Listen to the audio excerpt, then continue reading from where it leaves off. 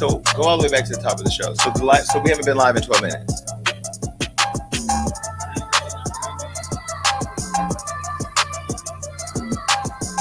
We don't have time to talk. Get it live.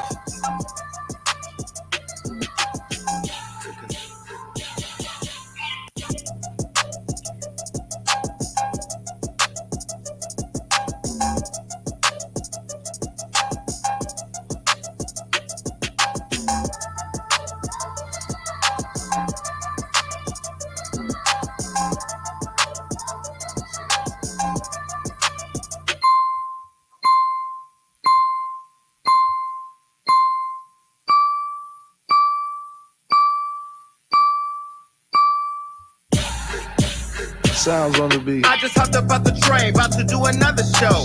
Cashing my checks in, then I do the woo. Either I'm fast or the city really slow, cause I'm passing them like, bro, let's go. Oh, they mad, huh? Oh, they mad, huh? The gag is I'm a shade anyway. But the gag is I'm a show out all day. And the gag is they gon' tune in anyway. These bitches could never. Let's go. I'm back, and I know everybody has been waiting for me to come back. I was in New York with all the Dominicans, and I had a great time, but I'm here, and I know that everybody has been waiting all week because last week's episode was fucking nuts. And let me first check with production because we put a lot of work into making sure we fixed some stuff for last week. Now, you guys showed me so much love, and everybody was in the comments saying how, happy you were for the show and how good it looked. But I saw some things, and we saw some things over here at Hollywood Unlocked that we said we are not going to be gagging and having things wrong for our audience because you guys showed us so much love, and I just have to tell you I appreciate it. So I want to give you a round of applause. And I hope that you can hear the sound. Can they hear the sound effects? Can they hear the sound effects? It's low. We're going to turn the sound effects up for you because it doesn't make sense to have them if you can't hear them. All right. Now, what I'm going to do so I can see you is get the link to StreamYard. If you could send that on my text to my 424 number, I don't have that. So I don't know if you sent it to another phone, but we go get it here. So that way I can make sure that I see all your comments. Again, thank you so much for my first show. You guys made my first show really special. Now, I have to tell you, I'm going to bring my computer in here so you don't wonder what that is sticking outside the shop. All right. So I have guests this week coming up on the show. Today's show, I have two guests. Now, the first guest is going to be my friend who helped me put this whole idea together. Not the name and the graphics, but, helping me with the logistical stuff and lending me her team because she's the queen of the shit. My girl, T.S. Madison, is on today's show. I'm going to go ahead and do an applause here because she's the queen of this shit. Again, I don't hear the sound effects. So T.S. Madison is here in the show. And so I'm so happy that she's coming up. And also, we have my other friend from Love and Hip Hop New York, Jonathan Fernandez, coming on the show. I'm going to give him a round of applause. These are my first two guests of my show because we've only done 2 episodes. And the first episode, we didn't have no guests because it was just me and you. Either way. So, they're going to be on the show. And this is going to be a long show because there's so much tea. When I tell you that I was on the plane in New York, we had already prepared today's show yesterday. So we would know everything that was going to happen. But there's been so much tea happening in the news that I had to change up almost the entire show just so we could talk about what's going on right now. And it's so detailed because, again, it ain't like we just going to put up pictures and just ramble on because that shit, half the shit you hear on the internet, especially from the Gremlin Maker, half that shit is bullshit anyway. I ain't saying no names, but you know who the Gremlin Maker is. All right. You know who the Gremlin Maker is? Hold on. There. Told you it was going to take a minute, but I'm going to get it right.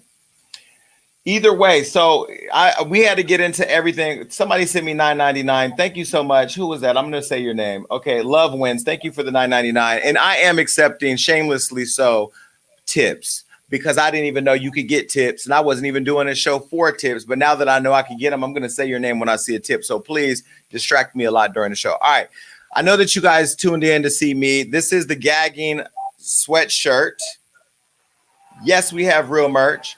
So the sweatshirt is available at HollywoodUnlocked.com. You just click the shop and you can buy it. And I will be sipping today from my Gagging mug. because we do have merch over here. This is a real operation. But either way, I know that you're not here to see me. You're here for the tea. And the tea's going to be hot today. And I'm sure I'm going to get a phone call, but either way, I don't give a damn. I love all of you. I just have to tell you, the comments that you gave me last week, they got me through. I've been reading them and watching the show over and over. I appreciate it. So let me get to the shit that I got to do, because there's so much stuff that I don't even want to talk about. It's people, icons, but I got to talk about this person right here. Now, he's in the news, Dr. Dre. This is Beats by Dre. And I say Beats by Dre because this show has a lot about domesticals in it. And these ain't even domestical relationships that I'm a part of. These are domestical relationships that they're all a part of. Now, we know Dr. Dre is a billionaire or close to being a billionaire because he sold Beats by Dre. And some would argue after this episode that he profited as Beats by Dre because he was beating all these women, allegedly. So now this is his woman right here, his wife. This is his estranged wife, which means that they're not strangers to each other. They are estranged because they're separating. And now she wants $2 million. And this is the problem. Then this is why when all of you watch my show and you be like, why you not getting married? Why? Because I'm not getting with nobody to come in here and take a half of Hollywood on live. You come in here and now I got half a show because you done took half the screen because you're my husband. Because I ain't going to be married to no woman. But either way, she's asking for $2 million. And I didn't think that, $2 million, is she asking for $2 million a month? A month? It's cheaper to kill somebody. I'm not suggesting that we do that. But $2 million a month? What is that? 24 million a year? That's 24 million a year. He would be broke. I can't. So she wants $2 million a month because she says that he was abusive to her. Now, here's a picture of them in happier times. This is when they was on the red carpet doing what they do.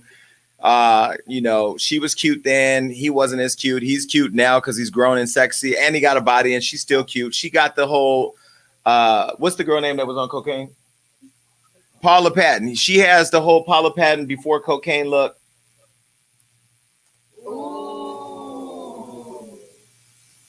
You never watched the BET Awards when Paula Patton used to run up in there looking like she just snorted a whole line of Johnson & Johnson baby powder? I didn't say it. I was there watching her saying, girl, somebody need to plug your nose up. Okay. What are people saying? Put some comments in here while I go through this, okay? So Nicole, she's asking for approximately $1.936 million, $399 plus 25 cents. Girl, can you put some comments on the screen? I can't see what the people are saying. Oh. It's over here. I'm looking over here and the girl's doing it over here. But he has the money. What's the problem? I'm going to tell you what the problem is. The problem is not that he has the money. The problem is that it's his money. She didn't make no headphone. She didn't make no iPod, no whatever he made.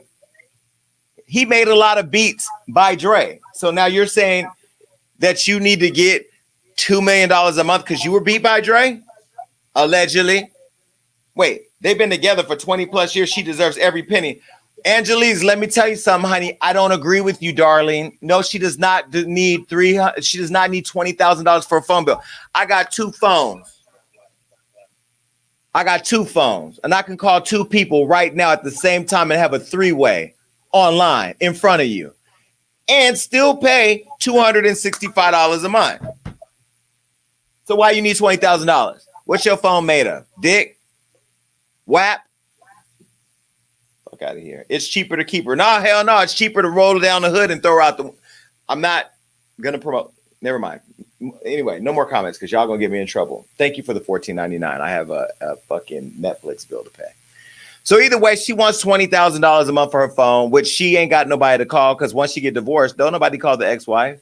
Nobody's going to call the ex-wife. You're not going to be able to call Steven Tyler or Mary J. Blige. No, she don't want no more drama. So who you going to call?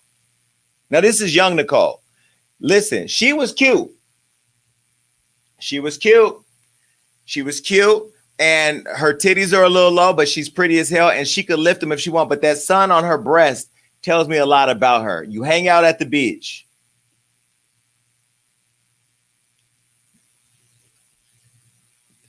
You hang out at the beach with your friend Letitia and Susie. Susie's the bitch that told you to ask for $20,000 for the phone bill because Susie's man left her and she needs to pay for diapers for the 3 kids she had with his best friend. Susie. And then Susie got dropped off by Becky. That's the bitch that was in Beyonce's face at the party. We're going to talk about all of that too at some point. You know what I'm saying? Becky and Susie got Letitia to bring you down to the attorneys to get in this nigga money to get your $20,000 phone. But who the fuck are you calling? ET? Bitch, that's the connection to call ET phone and home. But who are we I can't. But anyway, I'm done. I don't know who Susie is. I just made that bitch up. I'm just saying whoever her friend was that took her, put the picture back. Her friend, whoever her friend told her to put this sun-kissed flower on her breast is the bitch who's trying to get the $20,000 out the phone bill. Fuck that, Susie. It's always a bitch like you that don't got a man. Got 3 kids, 3 baby daddies. And licking WAP in West Hollywood on the side telling the bitch to get $20,000 out of Dr. Dre. Anyway, beaten by Dre. Beaten by Dre. You know, she filed court docs saying he's controlling and that he trying to control her spending habits and took her black card. That's where you fucked up, Dre. You shouldn't have gave your wife no black card. For what? Unless you got a card. What's the card? A hall pass? Unless my husband gave me a hall pass to go to the Dominican Republic and run through at least one barrio. It's a barrio. That's in Mexico, huh? All the same. Mexico, Dominican Republic, Spain. They all speak the same Spanish. It's Spanish. It's the same. All the niggas in LA who are Mexican say that they're fucking Dominican. No, nigga, you're not. My friend, I ain't gonna say his name. Jonathan, you fucking say that you're Costa Rican, nigga. Your brother is from Tijuana. He claims Sureño. Either way, she claims, back to this girl. I got sidetracked. I'm having issues over here. She's claiming that Dr. Dre became more upset after her lawyers looked into his finances, which I would have too. And so he began threatening her allegedly. And so she spoke out about an incident and she threw a rapper in that I used to want to have sex with when I was younger. And he was younger. Now he dressed like he work at Sauce and Swap Meet, and I'm not interested. But he's still a gangster and he's still a G and he's still important to the culture. And that was this guy, Warren G.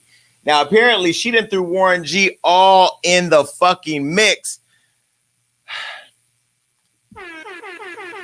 She threw Warren G all in the mix because apparently Warren G went to their house in Malibu to pick up a gun, and she got afraid it wouldn't turn over because she thought he was going to give the gun to Dre, and that Dre would have probably done something because of his history. Apparently he has, beats by Dre.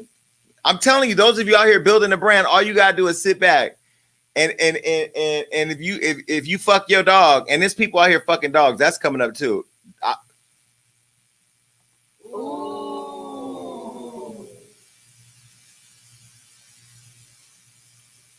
You might have a new headphone brand called Dog Fucker.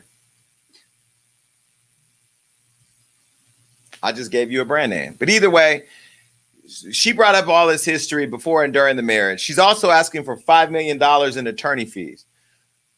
Who is your attorney? Dr. Phil?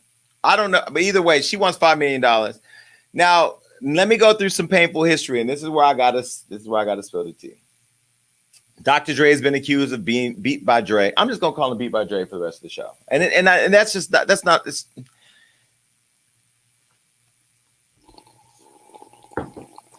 Can they hear the sound effects? Okay, we got to figure out how to turn up the sound effects. Can y'all hear the sound effects? I'm reading your comments. Please tell me if you can hear them, please. You can hear them loud enough? Yeah. Can you guys hear the? I'm reading your comments. Before I continue, I need to know that you can hear it. Somebody said they're still pretty low. I'm going to push something else. Tell me if you can hear this. Gagging. They're saying they're pretty low. Okay. And she wants $10,000 a month for laundry. Where the fuck you wash your clothes? Bitch, come to my house. I got a washer and dryer, and Lolita will wash that shit for $5.99. Now I'm going to charge you $1,000 because I have a shoe game, but Lolita will wash the fuck out your shit over here for $5.99. The fuck? The fuck?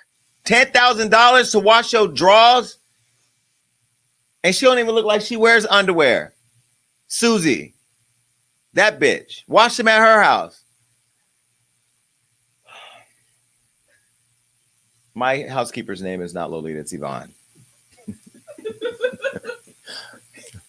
I used to call her Lolita, and my ex was like, why are you calling her that? And I was like, well, ain't that her name? She was like, no, it's Yvonne and Iris. I love you guys. It's all the same. It's all the fucking same. If you call me Devon, I look like a Devon now with this hair and this fucking beard. So if you call me Devon, I'm not going to be mad. And when I called her Lolita, she didn't care.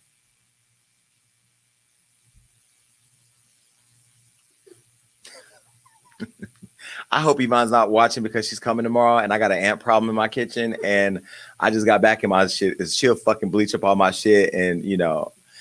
Anyway, Dr. Dre, Beat by Dre has been accused of being violent before. Remember in 1991, he attacked this girl. Now, she was just doing her job. And this is why I don't go to clubs no more. D Barnes was a journalist at the time.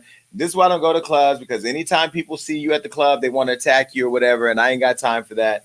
But so D Barnes, go back to D. D was styling and profiling, but she was there and she detailed getting beat by Dre, saying that he began slamming her face and the right side of her whole body repeatedly against a wall near the stairway as his bodyguard held off the crowd. So he holding people back while she's getting her head beat, allegedly. And then he tried to throw her down the stairs before kicking her in the ribs in her hands, and then grabbed her from behind by the hair and then proceeded to punch her in the back of the head. So basically, he beat the shit out of her. Beat by Dre down. So he admitted to the attack in 2017, and he's worked through it because, you know, he was younger and he's probably off that OE. When you drank OE back in the day with the brown paper bag and a motherfucker pushed you, or you were on that night train.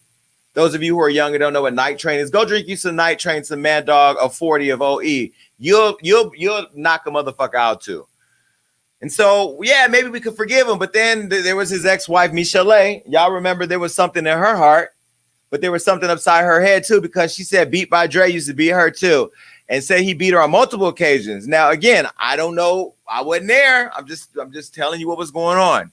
But she said during their 6-year relationship that they used to be beat. She even told my friend Wendy Williams that. Take a look. Because it was normal. Well, after the first hit, you don't think they're going to do it again.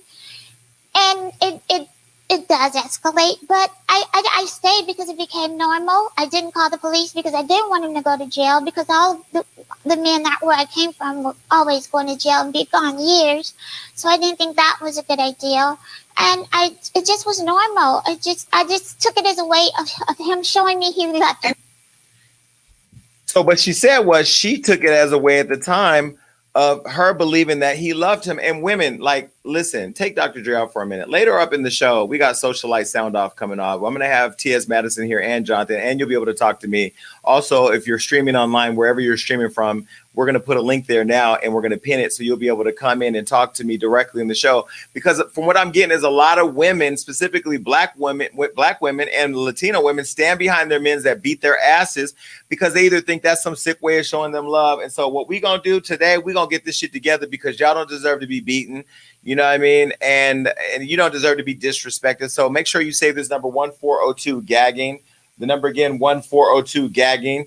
You're going to be able to call in and talk to me. All right, cool. All right, so look, Dr. Dre, let me put you back up here real quick. I don't know what's happening. I don't think you should pay her $2 million a month. I think you should give her $10,000 a month, move her into a 1-bedroom apartment and pay for it for 3 years.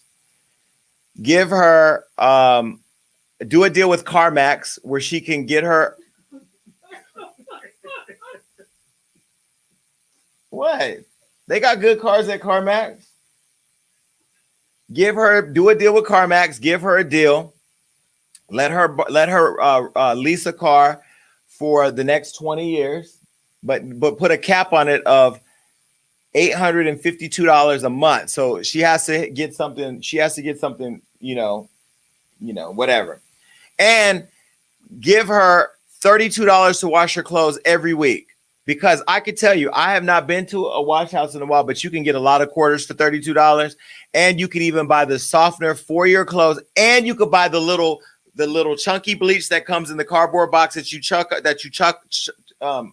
don't even know what to do because I don't do it, but you chop it up and you sprinkle it like cocaine all over your clothes, and then your clothes come out smelling good.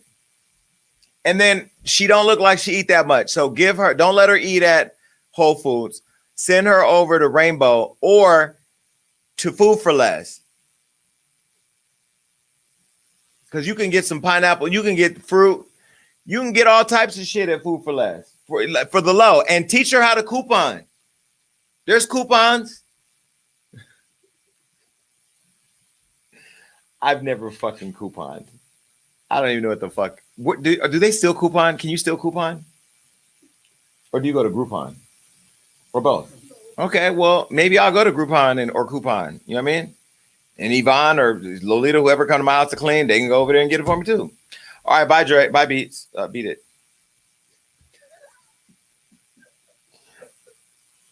God. I took a really nice first class flight today, all bougie, and here I am with this ratchet ass show. All right, my girl Cardi B's in the news. Cardi, you know, I've called you a couple times. We haven't talked in the last couple of days. I know you're not feeling well. Hope you get better. But her and this girl, Candace Owens. Now, this bitch right here, Candace, please don't take this clip and put it nowhere and say I called you a bitch, because everybody online hates you. They're all mad that I've even put your face on the screen. And the sad part is that, Candace, you are a beautiful black woman.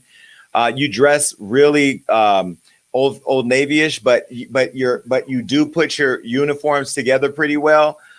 You know, I know you use Blue Magic. I know you do. And that's okay, because back when I wanted to be really black, I used to use Blue Magic too, but the shit was running all down my face. You know, then they gave me dog mane to grow out my hair. Now, I didn't need no damn dog mane. That shit smelled like a 3-alarm fucking fire.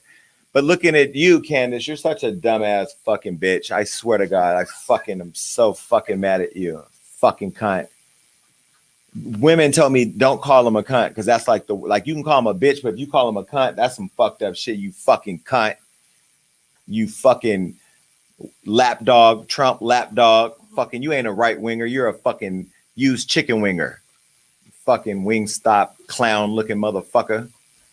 This fucking piece of shit. I'm so mad I gotta talk about this dumb bitch today. Anyway, this hoe. I said it, you's a hoe. And you know you a hoe. How do you know? Because I told you so. So she's in a fight with my girl Cardi B. And you know, Cardi don't fucking hold back when she feels a certain way. I will call Cardi. And I know why you ignore my fucking call, Cardi, because you knew I was calling you to tell you stop arguing with this dog-faced bitch. Who said that? Snoop. He got in trouble for it.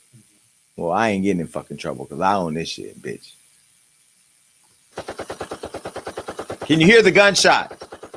Shit. All right, either way, she got in a fight with Cardi.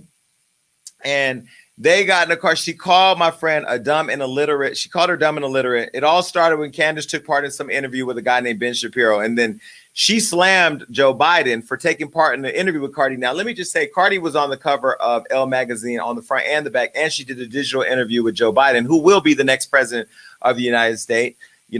And so she slammed Joe for doing an interview with Cardi. She went on to say that she thinks that Biden thinks that black people are stupid. Now, there are some stupid black people like Kanye West running for the birthday party. Nigga, we're not voting for you. You're in the way. And you're doing that for Trump to split the votes. We know that. And I love you, Kanye. Jesus walks. Jesus is God and Jesus is born. And I fuck with you on all your music. I've been to your church. You've not been in your house.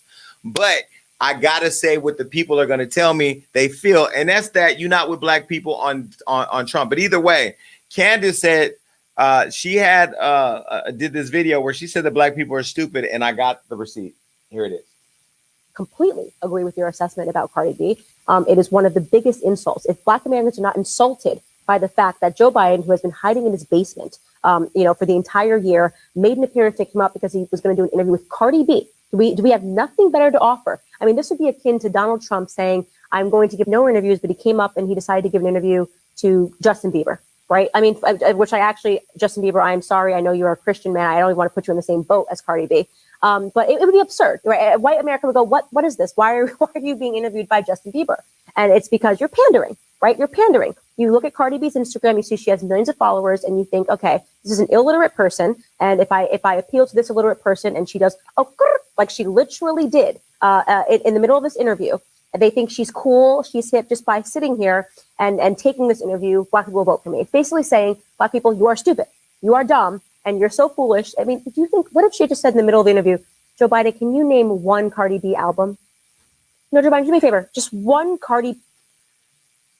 I couldn't even let that dumbass orangutan finish. And I ain't calling her a monkey because she black, so don't hit me with the colorism shit. I'm looking at, what are people saying in the comments about this thing? You know, the problem is, I don't know if your cocoa butter is on too tight, or she ain't been fucked right. That's the problem. Because when you're that uptight and you're that just spewing out hate because you're mad that you're not the popular vote or popular conversation, somebody says she's almost as bad as Azealia Banks. You can't be mad at Cardi because she reaches over 75 million people on Instagram. This person said that rap and long ass face, she think using big words matter. I can't support that puppet. I agree, Latoya. So look, the problem is that she's mad that Cardi has all this clout. We could take the comments down for now. She's mad that Cardi has all this clout. And now, you know, Cardi, see, the thing about it, that the issue that I have with you, Cardi, is you don't know when to just ignore people. But I also understand where you came from. We came to love you from Instagram and telling people what the fuck you think. And we love the fact that you use your platform to talk about things more than just wet ass pussy. Congratulations on the number one, by the way. It's been there 3 weeks, 2 or 3 weeks. But I'm glad that you use your platform for more important things to address, like what's actually happening in the country. So Cardi wasn't going to let that slide, okay? And she slammed this girl. She went back at her and saying that Joe Biden actually wanted to talk to Cardi because she has influence. We already know that this 2020 election is important, and we're not going to let Trump steal this one, right? So this is what she said on Twitter.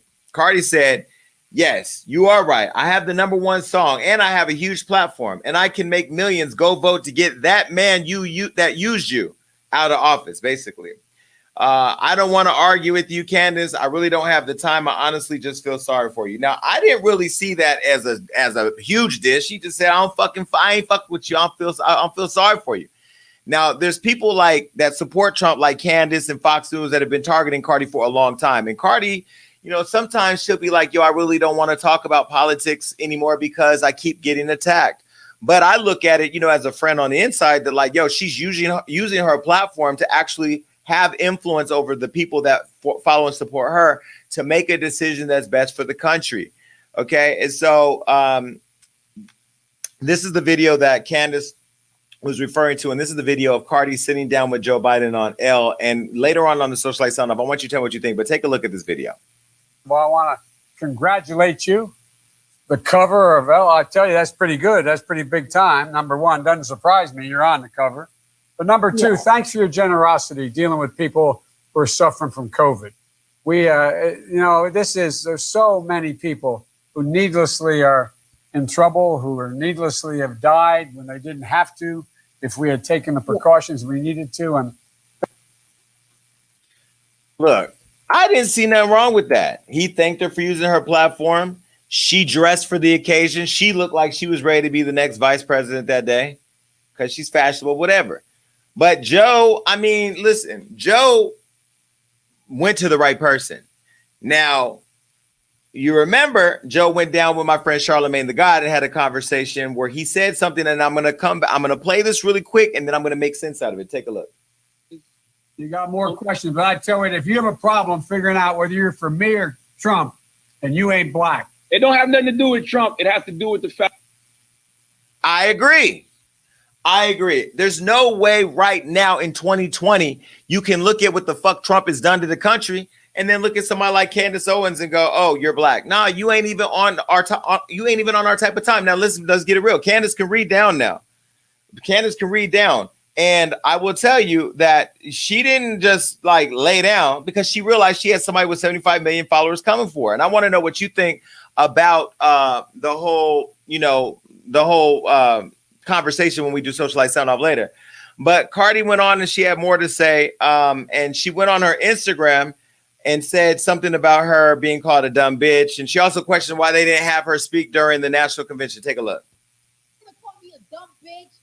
call me illiterate and everything. Girl, you're getting picked out by a white man.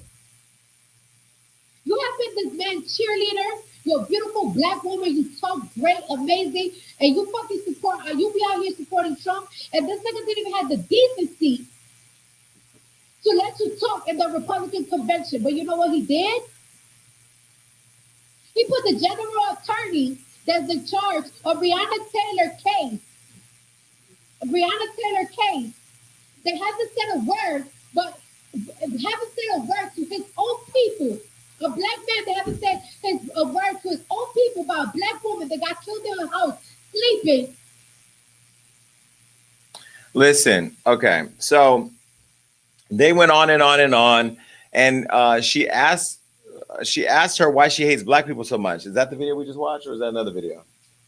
She even asked her why she hates black people so much. Now, a lot of people, I don't know what you guys feel in the comments, but a lot of people feel like Candace Owens, although she's smart, that she doesn't really like black people. And I'll be honest with you, she sounds completely disconnected. You know, maybe she should be the camera person that holds Melania's OnlyFans video content. Maybe she should be.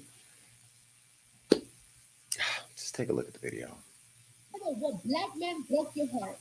I don't know what black woman licked your pussy wrong that you hate your kind so much that you talking about Joe Biden be pandering. Your fucking president can pander because nobody fucks with him. He was fucking crying because football players don't fuck with him. So what are you talking about? Listen, she said some black girl ate her pussy on her, so I don't know about that. But either way, you know, Candace was not going to let that moment fly by. She went after Cardi, and I ain't gonna lie, she read, but it was full of bullshit. This is what she had to say. Cares about a song about your wet ass pussy. Excuse my language for my followers. Being number one. I have a number one song in the UK. I have the number one song in Australia. I have the number one song in New Zealand. That has nothing to do with Black America and whether or not you are helping or hurting. Right now, you are hurting Black America. Okay? When you stand on a platform and you pretend to care about Black men, when you ask Joe Biden, what are we going to do about these Black men dying? He should have asked you back, what are Black men going to do about Black men dying? Because 94% of Black men are killed by other Black men. Okay, we don't have the clip of what she said with T.I., right? Okay. She did, she sat on a panel in Atlanta. You can go back and you can look. I'm not playing this cow anymore. She actually, she makes some sense when she argues some of her points, but she mixes it in with a lot of bullshit.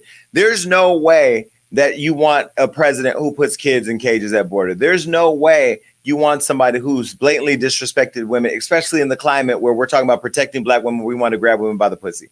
There's no way you want a president who's created a 30 million person job loss in our country due to letting a pandemic slide in our country. There's no way you want a president who's allowed the whole world to shut us out and call us a laughingstock because we don't even believe that climate change is real. There's no way you want a president who's married to a motherfucking immigrant but doesn't believe that immigrants should have a place to live here in the United States. There's no way you want a president who refuses to stand up and say that racism is wrong and white police killing unarmed Black men is bullshit. There's no way that you want a president who would take a picture with Kim Kardashian because it's sexy and he thinks somehow gives him clout instead of actually getting in the streets, rolling up his hands and fucking fixing shit the way Obama did. And speaking of Obama, he said that nigga wasn't even American. So Candace, I'm sorry, but girl, you're on the wrong side of this. I don't know who's paying you. I don't know who's funding you. I don't know who's fucking you. But either way, if you don't take, I can't say shit without getting in trouble, but fuck it. If you don't take your, what's the working hard for the money? What's that? If you don't take your hustle and flow, loose pussy ass out the goddamn conversation and sit the fuck down on a dick that can bring about some change, bitch, and shut the fuck up about Black issues until you have a Black dick in your asshole. Stop fucking talking. You are a dumb ass bitch. Now, I couldn't think of any other words to come up with. And you know what? Please don't hit me up about how I'm better than that because I said what the fuck I said. Now, I can't hear the sound effects. And that's really getting on my nerves. Okay. Not to mention, people in the comments are saying that she's married to a white man. That may have, I don't know. Your kid's still gonna have black hair. Your kid's gonna have 4C hair because you have 7C.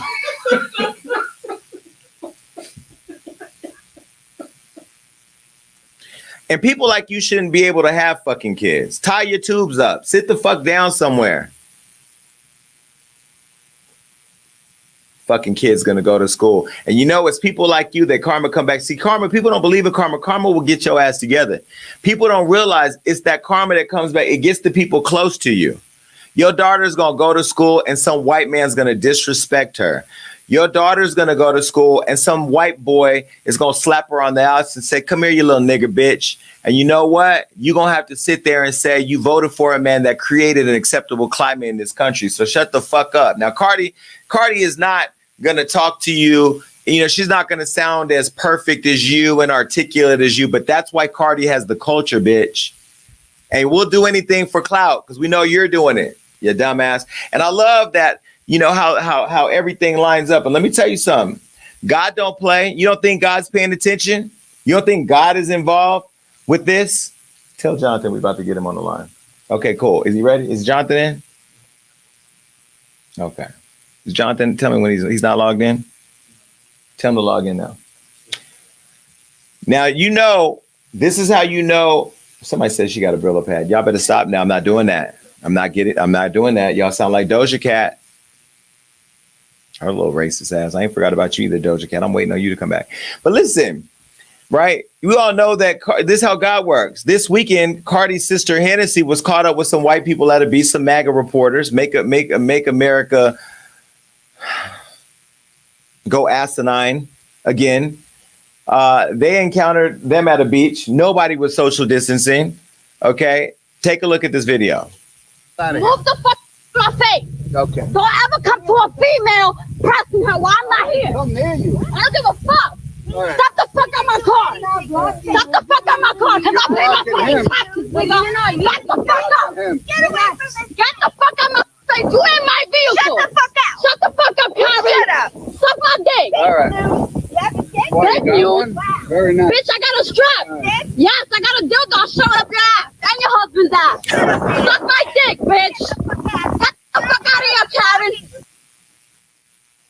Listen, I love fucking Hennessy because Hennessy don't give a shit. But what I love more is that Cardi came to her defense and used that as an example to show her the type of people that support this president. So I'm saying all this because if you're asking like, why are we doing all this? Because, you know, she said what she thinks. No, we're doing all this because I got an audience who needs to know when they go out and vote next year, we're voting to get these type of sick motherfuckers with 9C hair out of office. Okay. And their supporters. But Cardi had supported her. And this is why we know they have each other's back. I don't know if you know, Jonathan's coming from Love and Hip Hop. I don't know if you know Love and Hip Hop. They had each other's back. Remember this? This. I don't know what's okay. We both know that when you saw me.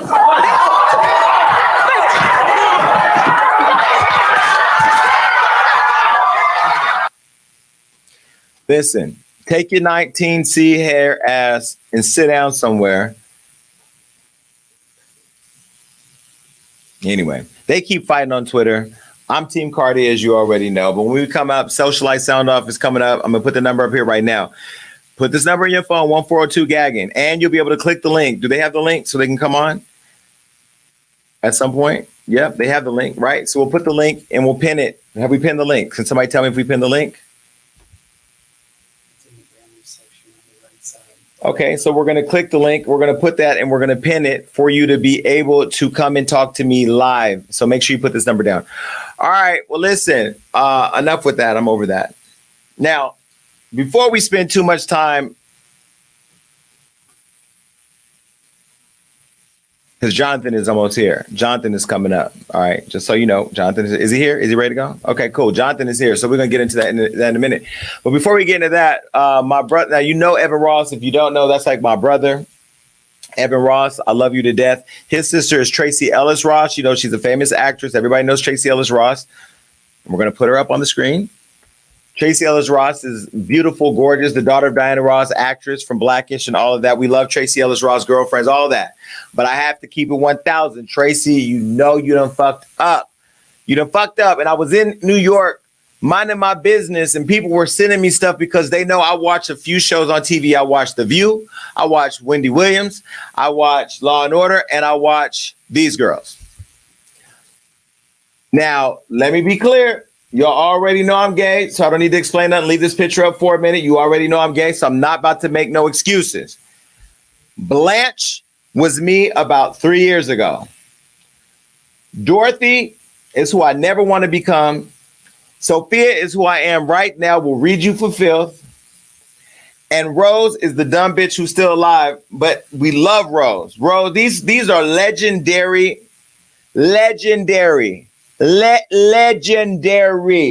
women. Now, I just had Vivica Fox, Lisa Ray, Selena Johnson, and Claudia Jordan on my podcast. If you watched it, we uploaded that, I think, yesterday, right? Was that yesterday?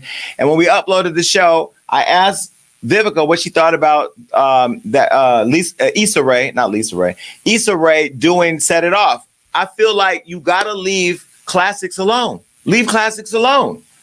And so now I heard that they wanted to set up the Golden Girls, bring up the old cast. They wanted to replace these girls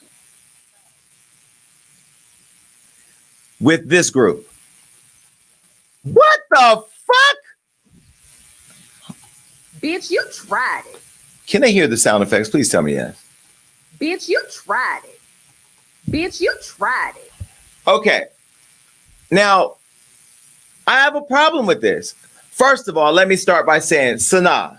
I love Sanaa Lathan. But girl, you bit Beyonce. You what? As Blanche? Then she did have a rumored affair with Denzel Washington. Allegedly. Right? They say she'd be sleeping with married men. Allegedly. So that would make sense. But why would you put her as the hoe? See, you setting up jokes. You setting up people like me. But I love Sanaa, and I'm not going to go there. Allegedly. Then Regina King playing Dorothy. She smokes too many cigarettes. Dorothy never smoked Marlboros. I mean, I love Regina. She's an Oscar winner. I mean, you know, she has my number and doesn't text me back. But neither does Meg Thee Stallion. I don't care. But Regina King as Dorothy, no. And Alfre Woodard reminds me of somebody that takes out the laundry.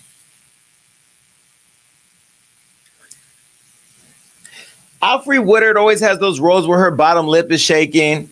We ain't never seen Sophia's bottom lip shake.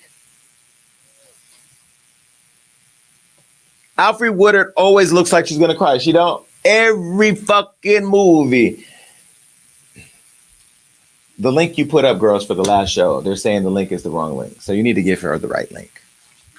That's what they're saying. Now, don't get me wrong. I love Alfre Woodard. She is an accomplished actress.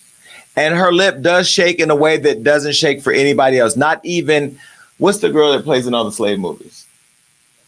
Cicely Tyson.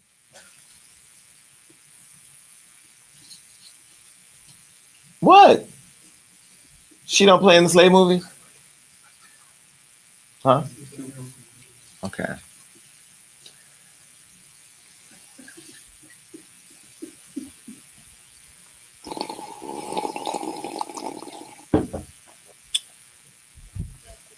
Now, I tell you, I would want to see Cicely Tyson and Sidney Poitier on OnlyFans. Now, that shit right there.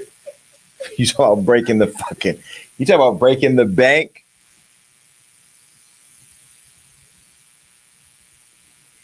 All right. Either way, this whole thing is going down on Zoom, and I feel it's so insulting. But here's who I would have put in the movie. So for Sophia, I would have put Jennifer Lewis. Jennifer Lewis would have been better as Sophia. Tell me I'm lying. Here's who I would have put up as Dorothy. Janet Hubert. Now, you know, Janet Hubert was the shady Aunt Viv before they replaced her with a lighter skinned woman. That was colorism before we even knew it. That was shady as fuck. They were in an entanglement. All right. Now, guess who I would have put as Blanche. This one, Jada Pinkett. Why? Because she's in entanglements, and Blanche is always in an entanglement with a married man or something. Now, I'm going to tell you who I don't know for Rose. We left that one blank because Rose is an icon, and I don't know who could play Rose. So when we do the Socialite sound off later, please tell me who you think we could play Rose, because I don't know. But anyway, I'm done with this segment. All right. So, look, I got to get into this next subject. This is the next segment of the show, and this is where I got to get deeper into a subject because, as you know, this week I've been going back and forth. Not really a back and forth. I did an interview, somebody said something, and then I said something. But I've since then had to really go and take a look at myself because I said maybe I was being a little messy. Maybe I didn't see it from this person's point of view. But I now want to do what's called the deep dive.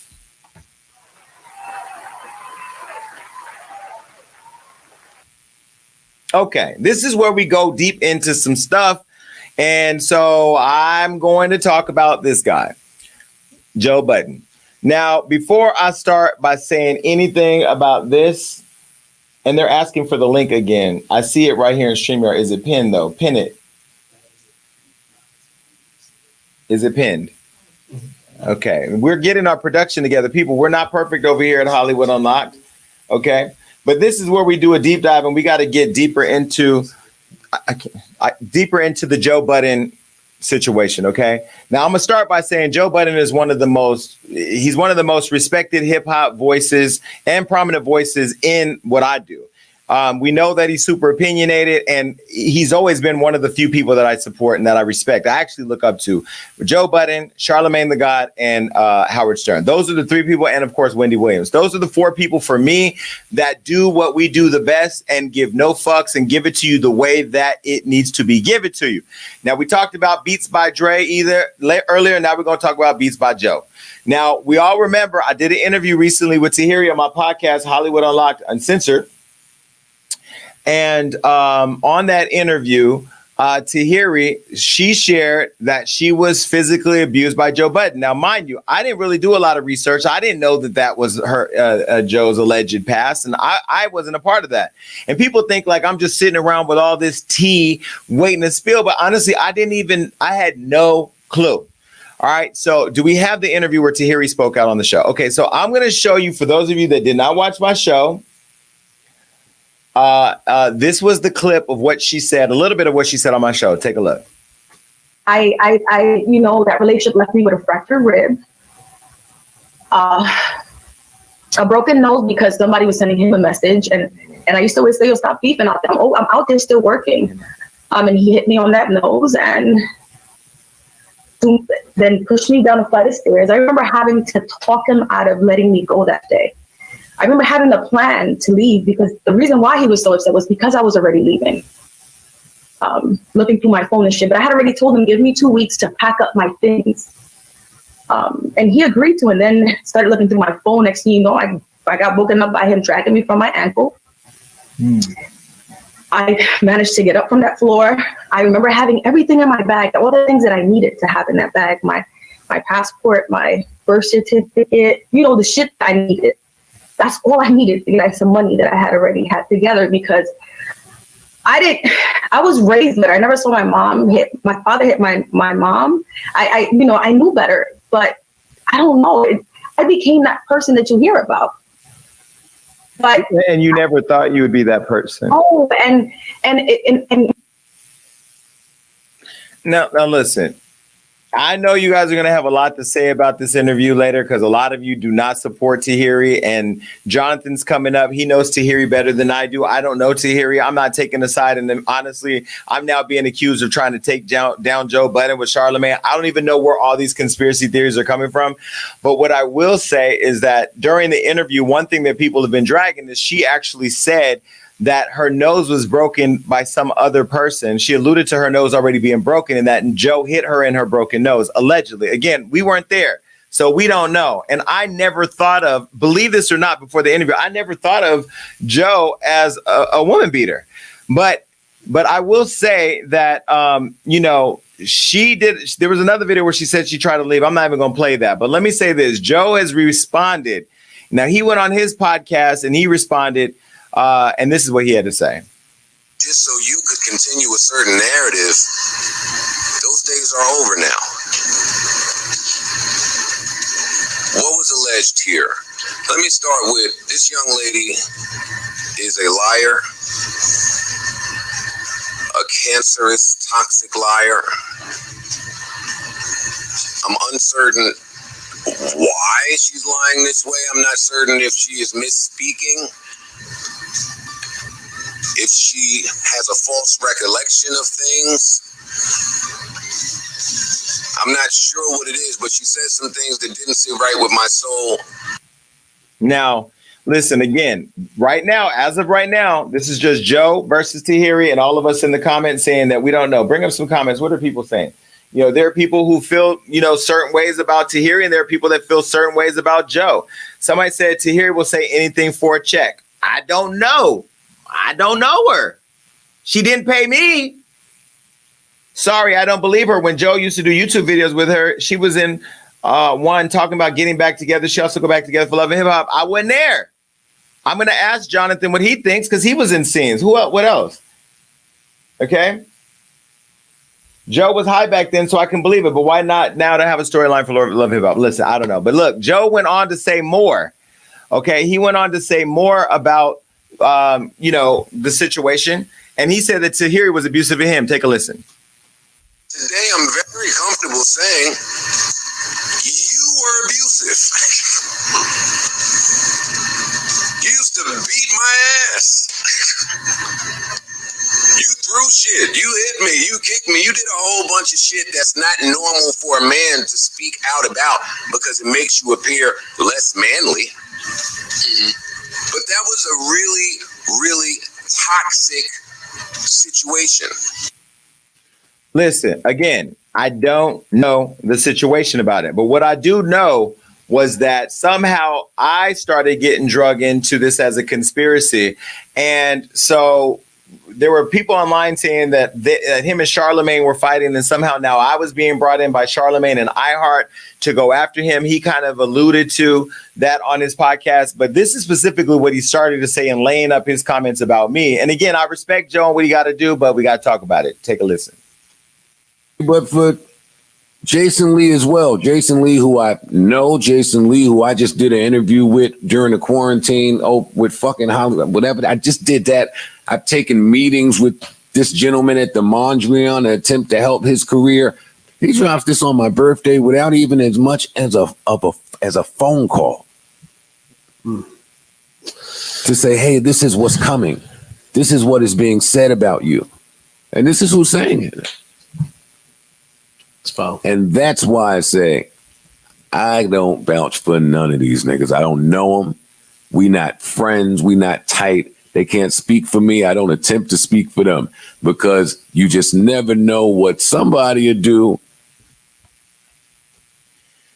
So I guess he was alluding to the fact that he can't really trust me. He told me to lose his number, and I've already responded to that on the podcast. I've deleted the number. I've unfollowed him. He's unfollowed me. We're cool, whatever. And I really don't give a fuck because these celebrity niggas they're sensitive, and this is the problem. Like the way he's disrespected Amigos, walked out on them, the way he's disrespected people at Complex. There was a video of him online attacking some reporter for something he said. You know, Joe, we do this, so we know what it is. That's why I don't understand the feelings, and I didn't give you a call because I just didn't feel like I had to. And I'm not required by any policy that I would have written to do that. But either way, Joe, at Hollywood Unlocked, you said bloggers don't do their research. We did do our research, and we come across a couple things that we're going to get into. Now, I didn't even know about your ex, Esther Baxter. Now, apparently, fans, once this started happening, people started reaching out to me, sending me stuff, and I didn't even know that you had an alleged abusive history with your ex, Esther Baxter. Now, this video is like years ago from Bossa, and in case people never saw it, and those of you that did, just take a look. Have a miscarriage? Yes, I did. I had a miscarriage as a result of some actions that he decided to take. So what were those actions? I mean, we were having an argument. We were having an argument about inappropriate behavior on Twitter. Him being inappropriate with other women on Twitter. Basically, I mean, we got into an argument, and he, kind of just went into a rage and started throwing my stuff down the stairs, my clothes and shoes and everything down the stairs. He's telling me to get out, and I just went into another room and just closed the door, locked the door, and he didn't like that. He came over and kicked the door down, came into the room, grabbed me by my ankles and yanked me out of the bed multiple times, and just basically ended up choking me so I couldn't breathe, slamming me up against the door, like in the closet doors. I told him that if he didn't stop, I was going to call the police. So in an attempt to grab my phone from me, he threw me on the floor, wrestling with me, and ended up just throwing me on my back and grabbing me by my wrist and sitting on my stomach for half an hour while I was 3 months pregnant. Now, maybe she's lying too. Hashtag protect black women. Guess it doesn't matter. You guys shitted on Tahiry so much, I don't even know her. Now, Jonathan, who's here, he knows her better than I do. So maybe he can help me. Maybe I'm not seeing something. But I just feel like when a lot of different women start saying the same thing. Now, Joe wrote a song about the abuse and admits that he dragged her and allegedly killed the baby. Listen. We beef and I dragged you off the bed. I swear to this day I reenacted in my head, so I hemmed you up. Wasn't what I aimed to do. I ain't attack you, bitch. I was restraining you, but you was wifey. I can't believe that it happened. I lost my unborn daughter when we fought. I'm thinking I killed Aspen. Now, maybe, he was young and 25 and maybe shit was lit back then. And maybe that's what it was. I don't know. I wasn't there. I'm just saying I did not even know none of this stuff existed until I heard that he said that we don't do our background check. There was another accusation in 2014 where he faced a lawsuit that involved, I guess, accusations of beating, robbed an ex. And there's just been other things alleged to have stolen an ex's cell phone, choking her, pushing her head, or whatever. And look, I don't know because I wasn't there. Maybe all those people were lying too. Today, here I am on the plane flying back to do the show, and I get sent some shit that I didn't even ask for. Joe, let me be very clear. iHeart didn't tell me what to say. Hold on. Can they hear me? We don't know what happened to the camera. We're going to fix it. Okay, there I am. Shit happens. So apparently, today I came across some new stuff that I didn't even ask for. There was a lawsuit that was filed by his last ex, Sin, and she's making some serious allegations. All right, so I'm going to take you to show you what the allegations say. Take a look. So these are the documents.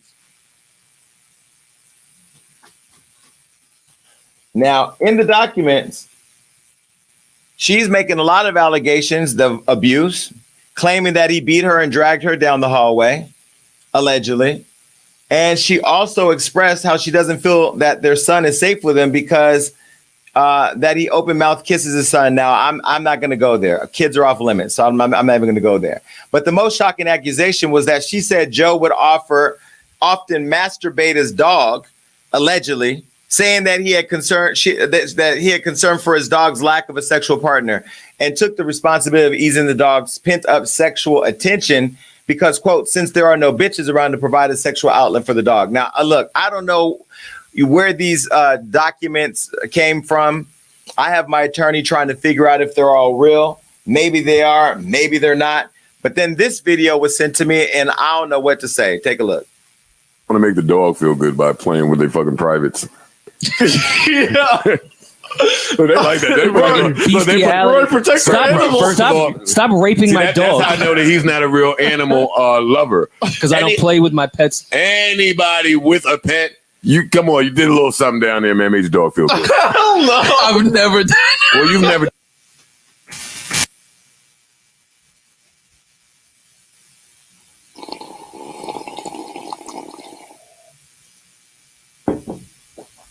I can. Then lastly, I got this audio clip of apparently a private conversation between Sin and Joe where they're having a conversation and I'm not even going to say anything. I'm just going to play it. everything that we discuss, and I swear it would just go so much different if you and I could talk. I don't know why you were so interested. Well, we're talking. And you know what I mean? Come on, man. Come on, cut this shit. You know what I'm saying? Like, stop. Oh, you want me to? You mean in person so you could chase me again and drag me? I'm good.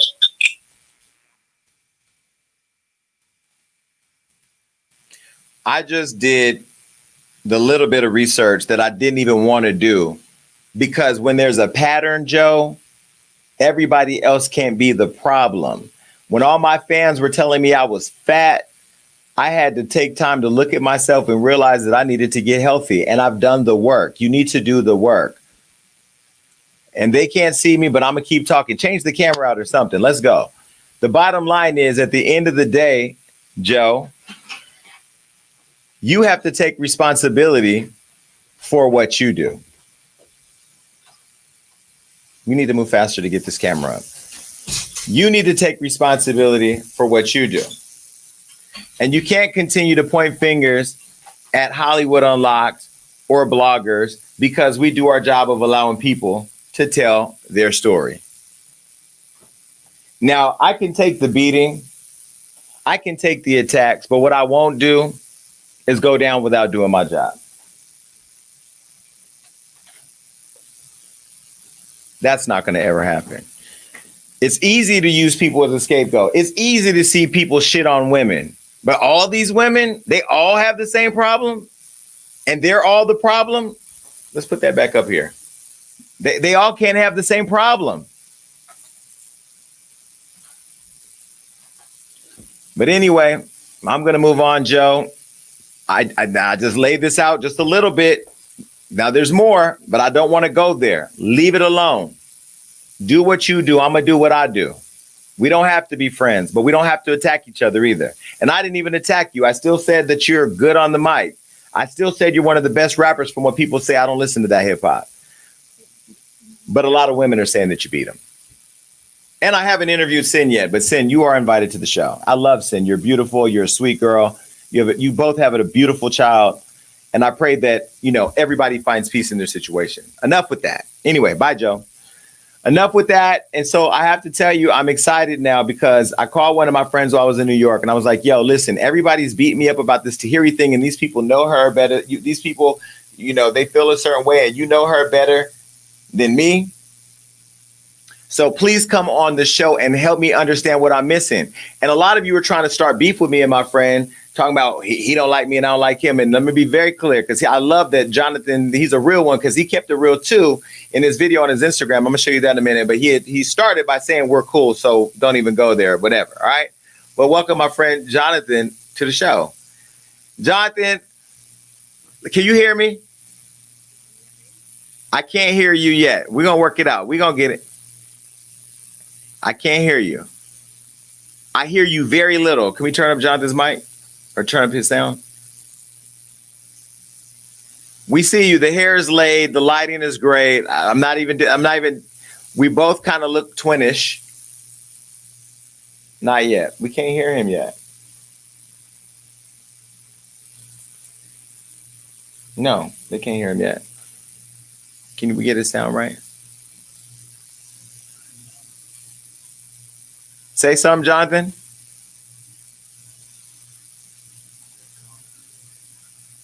No. Can you guys hear? They said you're on mute. You ain't on mute, are you? We got to get his sound together. Watch how we improvise. Hold on a minute.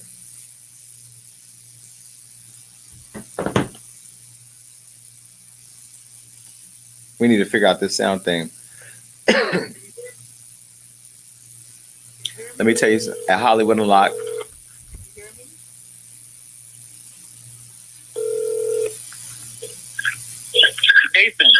I can hear you now. Can you hear me? Yeah, I'm gonna have to put my speaker on mute. Can you hear me now? I can hear you. Can you hear me? Yeah, see, we're not playing at Hollywood Unlocked. Where there's a will or an iPhone, there's a way. Jonathan Fernandez is here. This is some ghetto shit. And so we're going to leave you all gagging on our cell phones, but we're also going to be talking and looking to the camera. Jonathan, why didn't nobody tell? What am I missing something? Why are so many people mad at Tahiry? And maybe I'm not dialed in.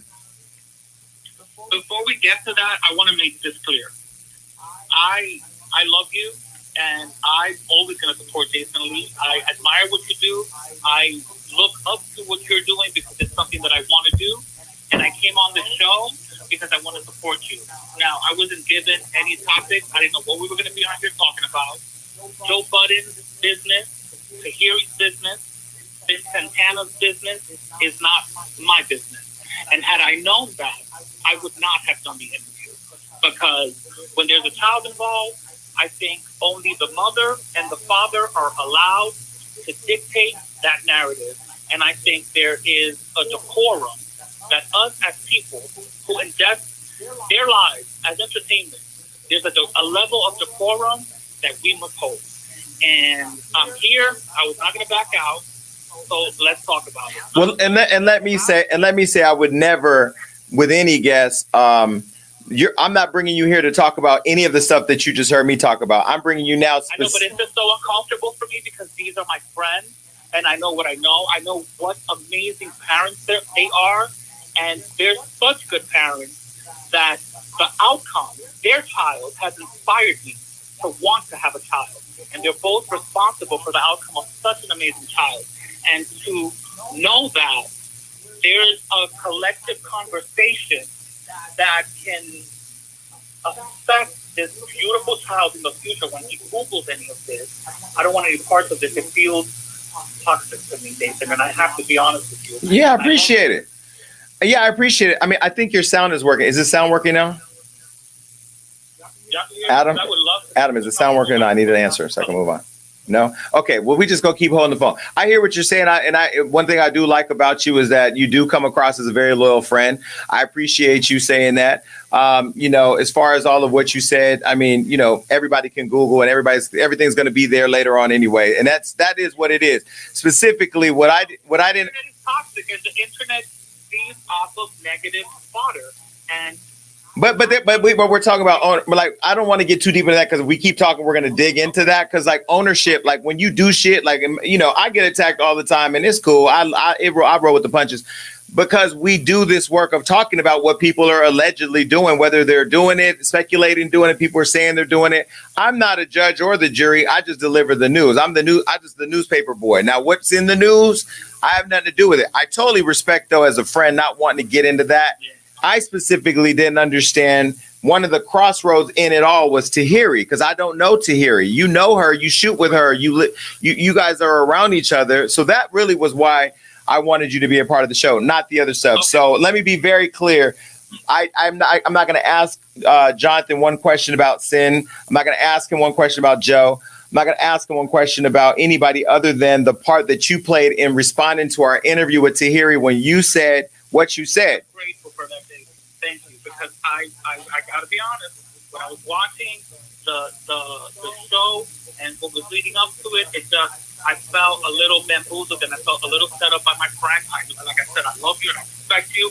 And I was watching what was going on, and I'm not touching any of that with a 10-foot pole. I know my friend. I know how my friend speaks, how my friend moves, and many of the things that these blogs are putting out there and these outlets, I can tell you based on diction and based on how people speak and move in life, these things aren't factual. But these are legal things and I'm not touching any of that. And it's not my place and it's not my business. But as a friend, I feel like I at least have to say that.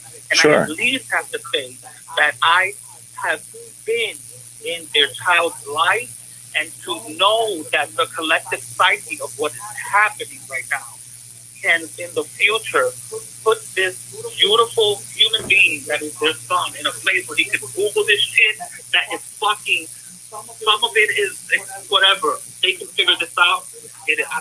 I don't want to partake, and I just want to make sure that I'm clear on this, because there was so much conversation of the both of them, and then I show up on camera, and I did not sign up for this, and I just respect their privacy, and I think we would be in a better place collectively if we had a level of decorum when it came to situationships that have children involved.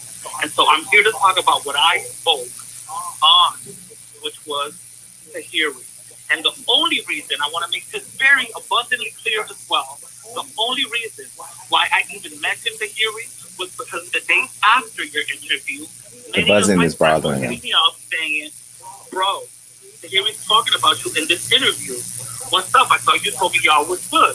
And I said, well, I thought we were good too. What's happening? Send me the timestamp. And when they sent me the timestamp, I went and I saw it, and I saw the way that she was speaking about me. And I said, you know what? So let me set it up. What I said in the interview was, I didn't know that you guys had issues because I saw a clip where it was Jonathan versus Tahiry, and you know she had showed up at an event where you guys were. Sin was there, you were there. I think Erica was there. A bunch of different people were there, and then somehow Tahiry and you got into it, and then she kind of stormed off, basically saying like, "Don't fuck with me, don't try to use me or whatever."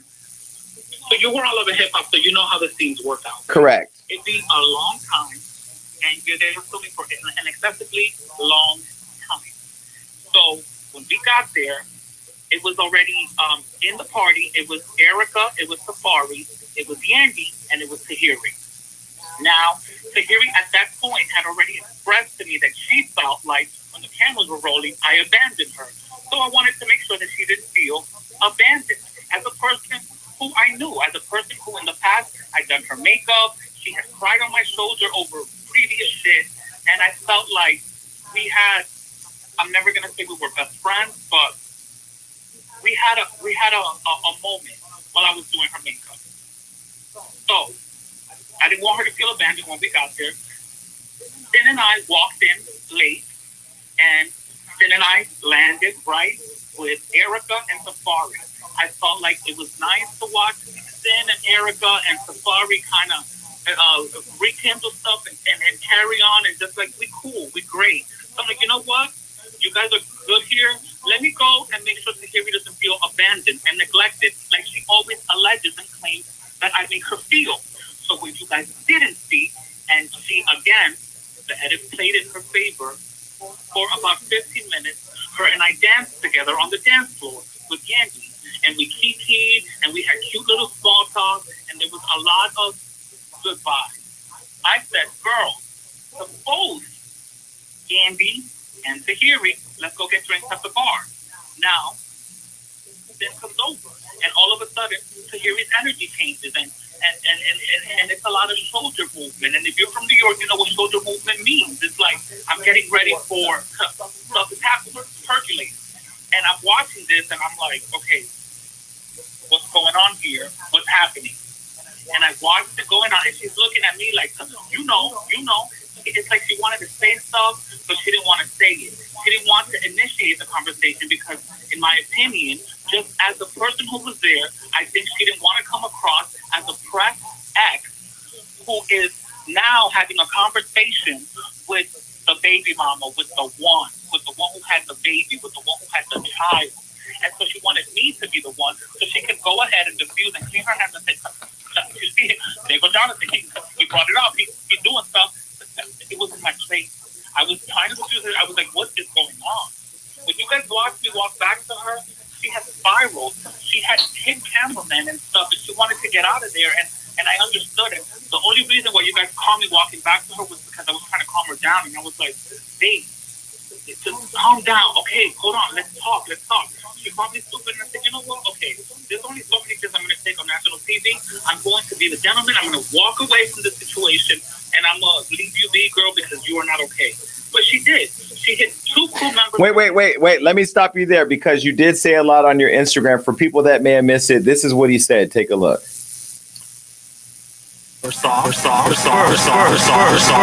Day, she also crew members from the show with her purse. She assaulted them physically. Later, and when I addressed her about it, she goes, "Oh, I don't remember. I blacked out. Don't bring that up to me because I don't remember putting my." This is her excuse. She blacked out. She doesn't remember. She doesn't recall putting her hands on those men. Then I'm good. Then I go to have a conversation with her, and I'm thinking, you know what? Let's put this behind us. Oh no, but the people can hear it. The people can hear it. It's fine. I know what I said. Yeah. So the people could hear, and basically what you were saying was there was a lot that we don't see, and people that don't know Love and Hip Hop, you shoot for hours, like you said, and then there's a lot of stuff that doesn't make it into the show. I guess she allegedly attacked some security members, some crew members. There was some physical assaulting, and you talked about that. And so that kind of, the reason why I wanted you here was I don't have any color or context on Tahiry or her personality or how she carries herself or how she handles conflict. And you clearly spoke to seeing other stuff than what I've seen. So that's why I kind of wanted to hear like your point of view. Well, right. So I again, would you guys watch Erica Mena's birthday was last year. This was 2019. So this was the whole entire 1 year ago. And none of us said nothing about it. Erica didn't say nothing about it. And none of us who were there, because everybody knows what it's like to be at a breaking point. And nobody wants to kick people when they're down. Low key, even Sin could have been the one to be like, she's aggressive, she hits man, she does. But nobody collectively decided to do that. Everybody was like, you know what? Everybody is allowed a moment of whatever. And nobody's going to kick somebody when they're down. So for me, I was like, you know what? You had that moment where you were aggressive to all those men, and I had those conversations with her afterwards, and I said, you beat on men who just literally came to work to feed their children, and every time I was talking to her, she's like, don't bring that up to me. I blacked out. You never blacked out. I don't remember. I don't recall the thing. I don't remember anything. I blacked out. And I'm like, oh, fine. Great. Okay. Whatever. We can all cut the sound effects, I guess. That's garbage. For me, it's like, you can't continue to bring me up in your interviews and think that I'm just going to lay back like a doormat and not speak the truth. And the truth is, you've been aggressive towards that. And even when I had to go film with her and have a one-on-one conversation with her, like, bro, okay, yo, Tahiry, you're upset. What are you mad about? But I guess the point is you weren't discounting everything that she was saying in her interview outside of you. You were speaking specifically to your experience with it, right? What I was speaking about was it was a martyr gaze that she had. It was I am a victim to these people. You know what I'm saying? She even brought up the gay man that allegedly assaulted her at that fashion event, and I know of him. I know of the situation. I know people who were involved, and it wasn't as she painted it. Like, she just walked up and he happened to not like something from the reality show and he just attacked her. We can't put that out there about gay men. It's fucked up. And you know that, Jason. People look at us like we're out there to attack women. We want to beat women, this, that, or third. We can't sit silently while people get attacked. What I heard from him and from her makeup artist at the time was that she walked up, she wanted to just be rushed in. The boy is in fashion. He did not know who she was. And he said, hold on, ma'am, give me a second. And she said, what you mean? I'm hosting this. I'm coming in. I mean, but I don't want to get into like, I mean, he did drag her though. Like, it does get to a certain degree. Like, even though wait, but let me say this. I'm a gay, Jonathan, you and I weren't there. So I don't really give a fuck because I wasn't a part of that. But I'm saying as a gay man, we ain't dragging, like we ain't beating a woman down now. Like, regardless. Well, people are allowed to defend themselves. Like, they said, you threw a whole drink on Hazel E in defense. I did. But the difference between that and Joe is that I didn't do it again. And I learned from it. And I changed my behavior. And the difference between what happened there is instead of grabbing Hazel and dragging her across the table and beating her down like she said that man did, I walked out the room to take control of a situation. So we can't use apples and oranges, right?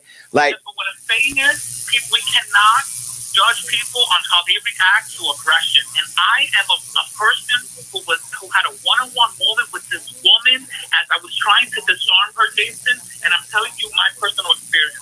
I can't be up in here speaking for Joe or anybody else. I can only speak for myself. Right, but you are talking about the guy who attacked her. That has nothing to do with you. It has nothing to do with me. It has nothing to do with Joe. And the only reason why I brought that up is because she came on your show and she specifically stated that he was a gay man, right? And people already have a stigma and a notion of gay people. And I feel as a public figure who is gay, and if I know the story based on people who were on her camp who are no longer there because she was aggressive with them as well, then I need to at least speak up for that gay boy and say Kill the that buzzing. gay boy didn't just come out the blue and attack her. Right. So fine, let's not talk about People it. are Let's complaining talk about the what buzzing. happened. I went to disarm her and say, listen, let's just have, if I do something to affect you and you upset Kill me, it let's off. talk about it, right?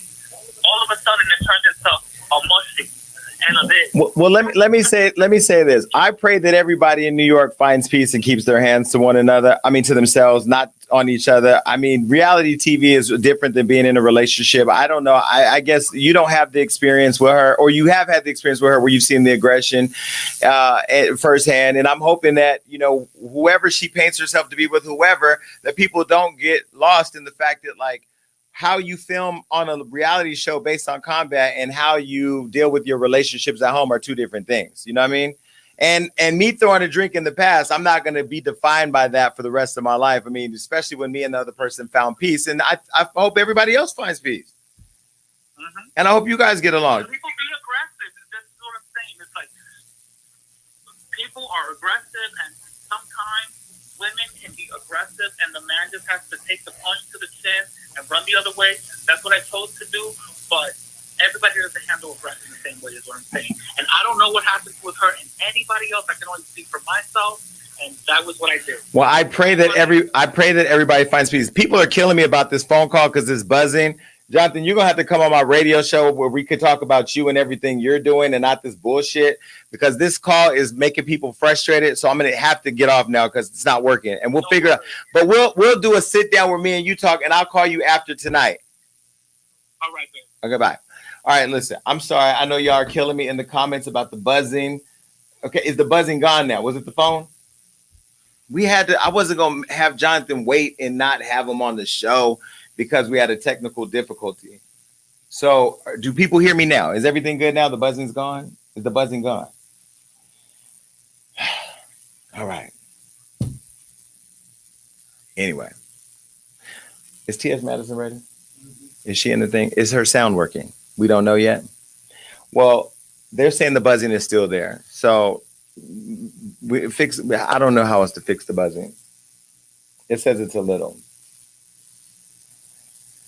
All right. They're saying it's the mic. Well, I can't fix that. I don't know how to fix the mic. But anyway, this is my second show. We'll work it all out. I want to bring in my friend, T.S. Madison. I don't know what to do with this sound. I can't even hear you with the sound. Can you hear me? So you can hear me, but I can't hear you. That has to be our end, right? And I can't call her.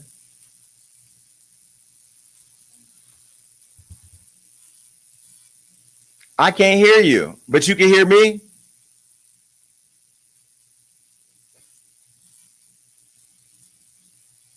How do we fix the sound?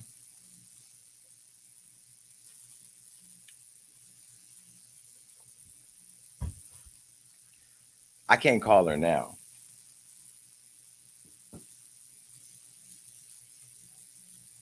So, Adam, what's the solution? Do you know?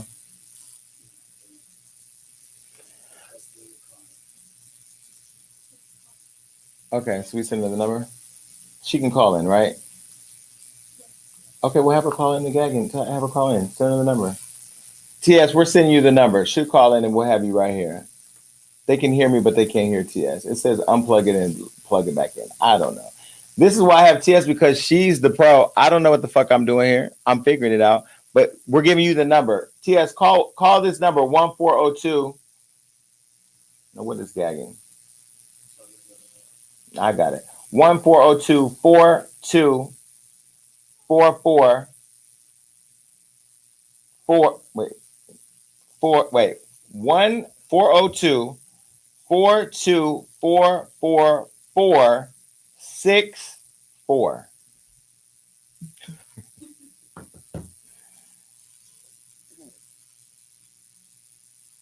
This is too much, honey. I can't. All participants are muted. Can do what? Is she on the phone? Okay, we're gonna patch her in. See what to hear. Can say something, TS? Hi, Jason. Turn the volume up on the. You there? So annoying.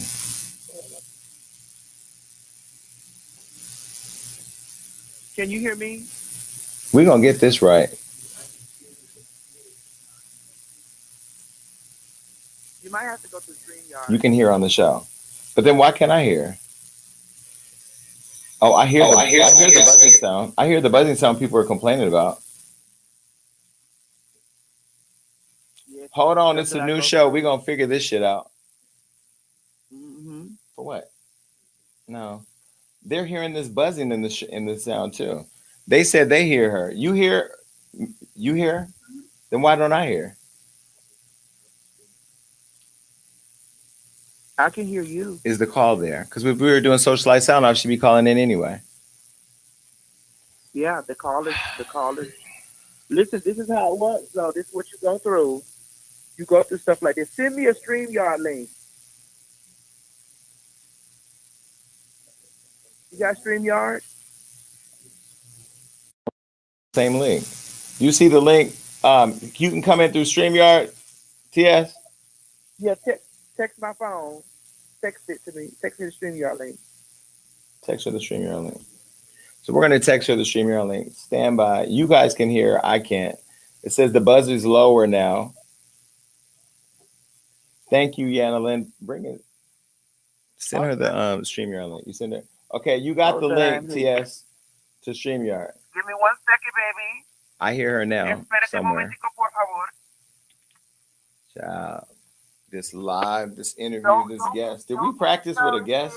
Don't do that. Then how did it work and it's not working out?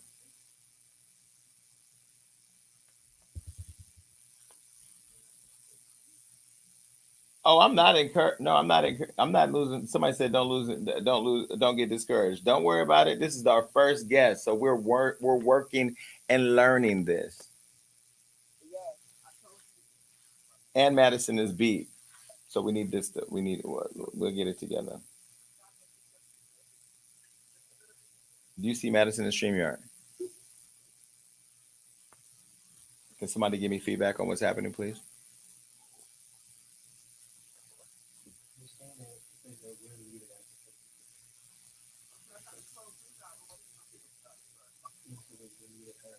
Why is her face gone now? No, because it's been taken off.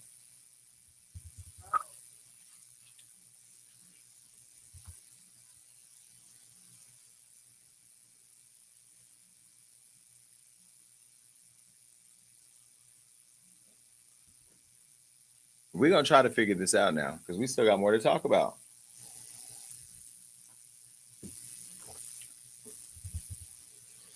So do we know what's happening?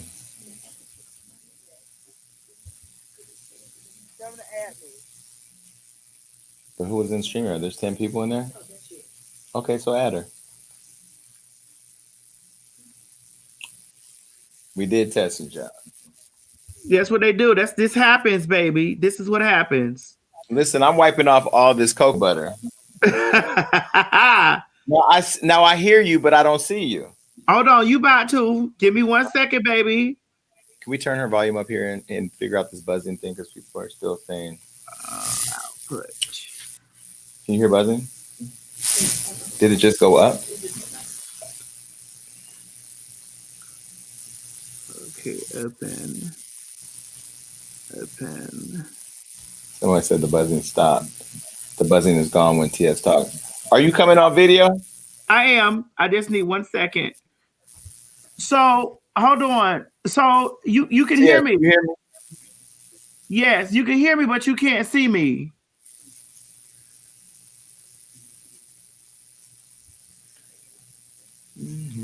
Someone says somebody like we frying bacon. Just start putting up some of these comments. Come on, bacon. Okay. I can't hear TS. You can't. Someone says when you turn up the volume, it goes up too. TS, can you hear me? Yes, I can. Yes. I can barely hear her. Put up some man. How the fuck do you do this? GM? Listen, we're gonna get it together. Don't worry about it.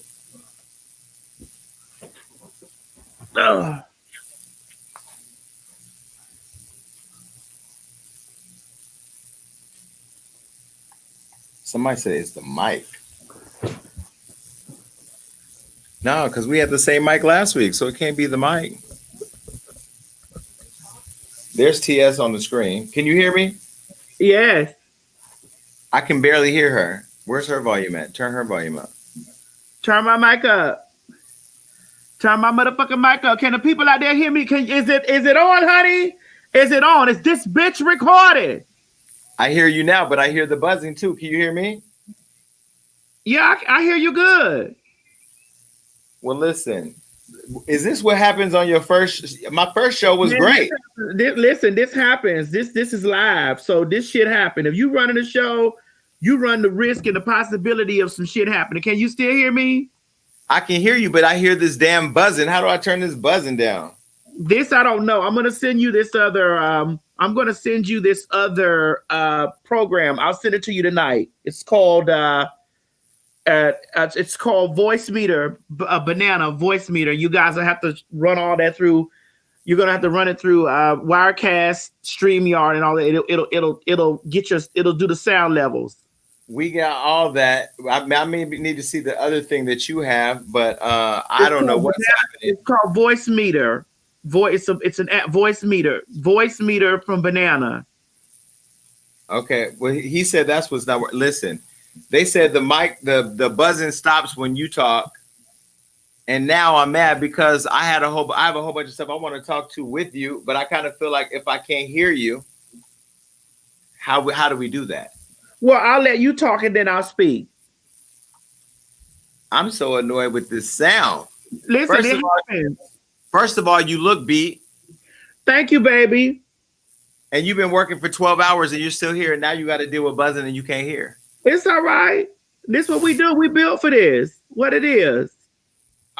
So look, we thought, so people don't know, me and T has been going back and forth for I don't know how many months that I've been building this show. And I just wanted to, first of all, tell you that I really appreciate you because you always show up for me. I've been on your show once. I still want to come back. The last time I came, I got in trouble. And I always me too. Crazy shit. But no, I wanted to start the show and you've been helping me with all the programs and stuff like that. You did not help with the name. Well, watch how you say that because they're going to say I'm the bitch that sabotaged your sound. Don't do it. And you sabotaged my sound, by the way. No, but you did help. You helped me with everything but the name. Right. No, I don't have nothing to do with. Now, see, don't start this shit. God damn it. No, I'm just saying. I just wanted to be. You know what? Listen, Jason. I'm gonna say this. I did this. I help you with this stuff because, like, I tell you this all the time that when you were doing Wild and Out, you were really petitioning for me to get on Wild and Out, and like people like you're a gay man, okay, and there are a lot of gay men that don't really try to step in for the trans girls, and you was taking me back there to Nick Cannon and everybody. You was like, Nick, you need to have this girl on your show. Like the girl funny, you feel me? You need to have her on your show. Like you was really petitioning for that, and like stuff like that. I don't never forget like that when people really walk in the room or show up for me, and try to put me in spaces that people really don't be trying to let me occupy. So I'm gonna always appreciate you for that. And you call me to help you with anything, I got you. That's why I'm telling you I'm gonna put you onto this voice meter thing, and it might smooth some of that out because I had those issues too. Well, listen, no, I appreciate it. I think, but people don't realize we talk a lot off the show and off of the internet stuff. Like we talk and support each other, and you've been a good support to me. And I'm a perfectionist, so of course I'm annoyed as fuck right now at this whole shit. But I also understand technology, and it is what it is. We work in the internet world. Sometimes the shit works, sometimes the shit don't work. People are saying they can see us and hear us both now. I can hear you clearly. I can see you. So finally, we got the shit working. Okay, well, let's work it then. So you're Queen's Court. You're still doing Queen's Court? No, Queen's Supreme Court. The Queen's Court is that's something to dissolve. Well, I know you're Supreme. The Queen's Supreme Court. You're still doing that at night. I do it, but I'm on a little hiatus until. For a couple of more weeks, and then I'm gonna be back in fruition. But I've been working on my morning show. I do that in the morning because I feel like the morning show. Into that, I haven't been on the morning show yet. Well, you need to come on the morning show. The morning show is a whole different energy set. Like it's funny, it's fun. Like I talk about however the fuck I feel or whatever. It's not really celebrity driven, but it could be. it goes in any direction that I really want it to go in, like whatever we feel like to talk about. A lot of times we talk about relationships, love, we talk about sex, we talk about, anything that I wake up, like if I watch a television program before I go to bed and then I get up and then I, watch TV and I talk about it, just like we talked about P-Valley. I think tomorrow morning or Thursday morning, because I got something to do tomorrow. Thursday morning, we're going to talk about that little clip that I posted on my Instagram about, Black women being painted out as angry at white women for dating Black men. And I don't like the stereotype that all Black women are mad at white women because they fucking Black men. I don't like that. That's a big stereotype for me. I've never liked that idea that Black women are losing Black men to white women, because it's like, how can you lose a man to a white? I never believe that. Well, I mean, here's the thing: like, people like what they like. Now, we do have a lot of Black men that that say things like exotic. They use exotic when they go outside of Black women, and I don't think that there's nothing more exotic than a Black woman. That was just that. I just think I don't think there's nothing more exotic than that. But I think a lot of times that when you used to eating fried chicken, honey, then you go get chicken fricassee chicken, it's exotic to you because it's not a flavor that you're used to always consuming. But, at the end of the day, we're going to talk about that on my morning show. So, and Jason, you look good. I'm looking at the people in the comment section saying that you look good. You look really good. You look very handsome. And I like this beard thing that you got going on. Well, listen, at least if the sound is fucked up, you could just look at me while we fix it. Like you got this beard going on, Jason, this beard and this haircut. You look like an old piece of trade, child. When it's coming together. Don't try, because you know what? I'm letting them know. Look, I've always been me. I'm just getting back to who I was. Not on financial. I like where I'm at financially. I like where I'm at business wise. I wanted to get back to where I was physically, health wise, fitness wise. So I'm working on my abs. I'm working on my body. I'm working on my spirit. So that way I can go out and get the right trade that I actually want to bring home and keep for myself. And I just watched Jonathan. I just watched the segment that you had with Jonathan, who, by the way, I think is a very, very cute. I think Jonathan is very cute. Very cute. And people trying to hook me up with Jonathan, and me and Jonathan, that's not our thing. Jonathan is literally just somebody I'm cool with. That's not our thing. I understand why everybody, and I'm surprised you ain't never hooked me up with nobody. You ain't never tried to hook me up with nobody. Well, you thought I was trying to pull that piece of red trade you was over there, rolling around in the sand with that time we was when we were actually at Wildin' Out, but that's a whole nother story. You were trying to take my piece.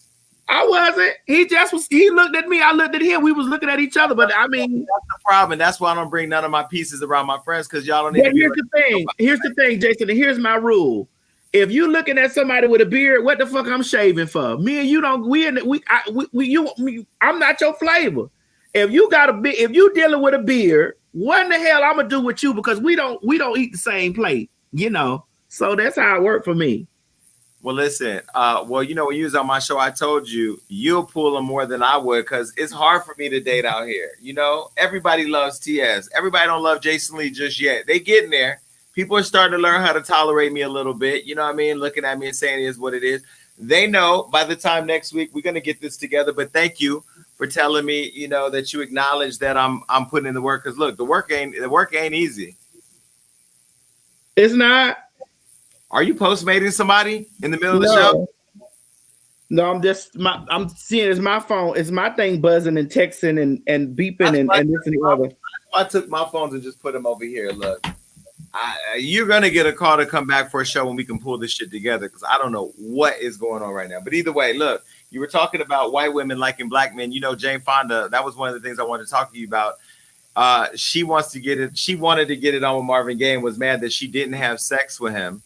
And I guess that was one of her biggest regrets. She just did an interview with the New York Times and said that she regrets not having sex with Marvin Gaye. So she was trying to swirl back then. Well, I mean, you know. Would you have fucked Marvin Gaye? Yeah. Yeah. Really? Yeah. Back then, hell yeah. That's what you like? No, that ain't what I like. I mean, the money was long. You know what I used to be? Yeah, but that ain't who you are now. Right. You asked me, do I look at if I'm looking at Marvin Gaye now? Nah. If you were back in the era when Marvin Gaye was alive, I'm saying would you have fucked him then? But you're saying because his money was long, he could have got it. Yeah. Same. I mean, you don't believe in that? But what if he was bankrupt and he didn't have the money? Well, I mean, that makes him an average piece of trade. You know, then you got to look past that, you know, but, you know, that's another story. But, I mean, it's Jane Fonda. Let her do what she want to do, right? I mean, she stood up for all our shit. Listen, I'm annoyed at this sound. I can't even get into the conversation. Lord have mercy. Do not let that stuff distract you. Well. Go ahead. Listen, speaking of, I just got back from New York. You know, the flights right now, I feel like people forgot about coronavirus. In Atlanta, I don't know, are you going out to Gay Pride? Because in Gay Pride, they're acting out in Atlanta. No, I'm not going anywhere near the Gay Pride in Atlanta this quarter. Well, because one, I'm working, and two, I can't occupy crowds of people right now at this moment. Because of Corona or because what? Because of the Corona, yes. Okay, so but you're flying though, because you came to LA, you didn't see me. I did fly to LA. Who flew me to LA was definitely watching my social media, and they definitely made me quarantine for 14 days while I was working there. And I could not leave my place because they were sending COVID people to test me every 5 minutes. Don't do that, Jason. Y'all don't do that. Now, you know, if I'm going to a city, every time I done came to LA and I done came out there, we done linked up. Don't do that. Don't do that now. Yes, you were working. Yes, you were getting your wig done every day, but no, you did not come to my house. Yes, because I wanted to set up a fabulous lunch, welcome you here. Listen, and I didn't have a car. You know, every time I come there, I have a car. I didn't come on my dime. That was not my dime that I came on, and I had to follow those rules. And they was definitely watching my social media and all the things. Yes. Okay, well, next time. The reason why I asked is because when you flew here, did you fly on Spirit? No, I flew Delta.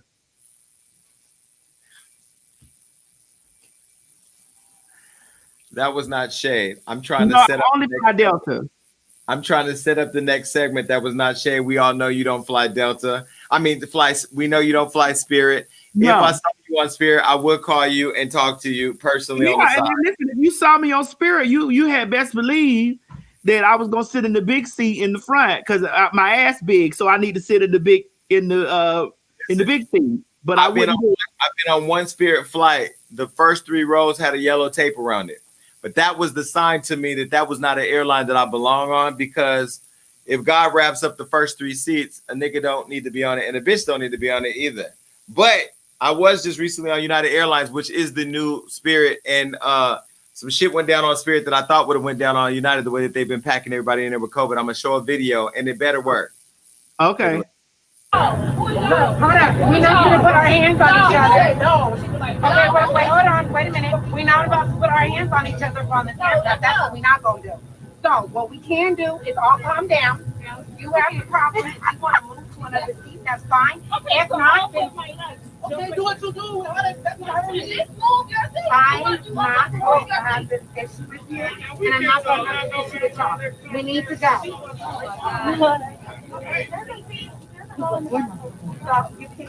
That's why I can't fly for Spirit, man. You know I'm just fucking ratchet. Why he call your cousin fucking ratchet? Well, I mean, here's the thing. You know, the story behind that was it was a white lady, right? Mm-hmm. And they were using some slurs and things of that nature. Yeah, but here's my thing. But 2 black girls started fighting. Okay, but here's my thing, right? You know the climate that we in right now, and you know how the temperatures are hot. Yeah. You can't be out here. You can't be fucking up using no slurs and stuff nowhere. You could look at a motherfucker the wrong way and catch one. Catch two, actually. You see the queens down here in Atlanta doing all that windmilling and shit. So obviously it means on site. Wherever it happens, it's on site. So you know you fuck up and some shit happen. It's gonna be hands put on everybody, everywhere, anywhere. You know. Well, listen, what I love though about Spirit Airlines, because we had posted something else on Hollywood Unlocked. I don't know if you put it on your show, but the girls who wanted the flight was delayed, so they tried to beat up the people at the gate. Did you see that? Wait. You talking about when and like 4 girls started beating up the girls at the gate? No, are you talking about that, or are you talking about the one where the white guy was laying on top of his girl when they were stomping? No, not that one. I'm just saying, right now, my experience in flying, because I don't fly Spirit, is that United has become the new Spirit airline. Delta's just Delta. They're in the whole lane of their own. They still ain't filling up the middle seats. They actually believe in coronavirus. The rest packing everybody in like a cell at Fufules. I'm saying on Spirit, though, why is it that we're always fighting with the people who work at the airline? It's always a fight. It looks like bulldogs during Gay Pride in Atlanta on Spirit. Well, they give Spirit a hard time, but I will say this, and then we could go to the next thing, because I'm always very fearful of this plane shit. Spirit ain't never had a crash. It ain't never touched the ground. Google it. It's still some ghetto ass shit though. It ain't never hit the ground though. It hasn't hit the ground, but it flies like it's going to hit the ground. Yeah. It ain't never touched it though. Never. I can't. United, boom. Delta, boom. Boom. I mean, but they've been around forever though. Spirit I don't even know where Spirit came from. I feel like that's the airline that went out of business that they painted yellow. It ain't never had a crash though. Somebody in the comments said it's a crime scene flight, a crime scene airline. It might be a crime scene airline, but the motherfucker the soul plane ain't never touched the ground. That's soul plane in real life. All right, so your friend and somebody that I know is in the news, Tamar Braxton.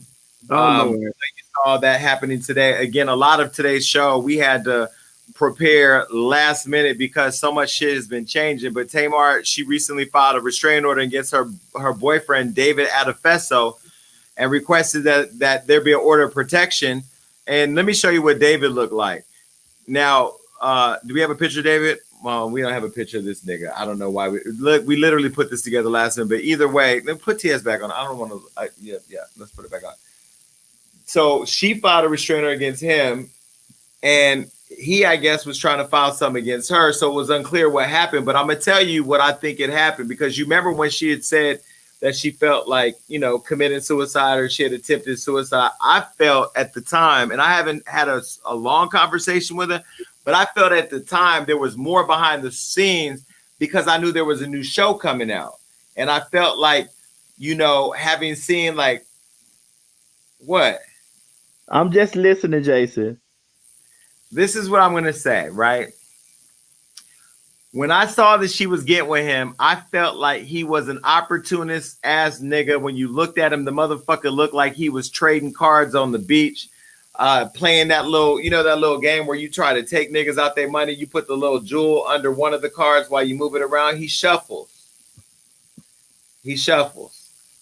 And I felt like this shuffling ass nigga with these struggling ass dreadlocks is that he out here for no good. This son of a bitch is doing something. This is what I felt then. I didn't like him. Oh, and his armpits, he sweats a lot under his armpits. And I just don't trust somebody who sweats like that. It's just something, it's illegal. But anyway, she chose him, right? So I felt like there was something going on here. And so when she had tried to commit suicide, we had just talked the day before. I'm like, damn, I really don't know what's going on. So there has to be something to this. But anyway, I started digging around. No, God.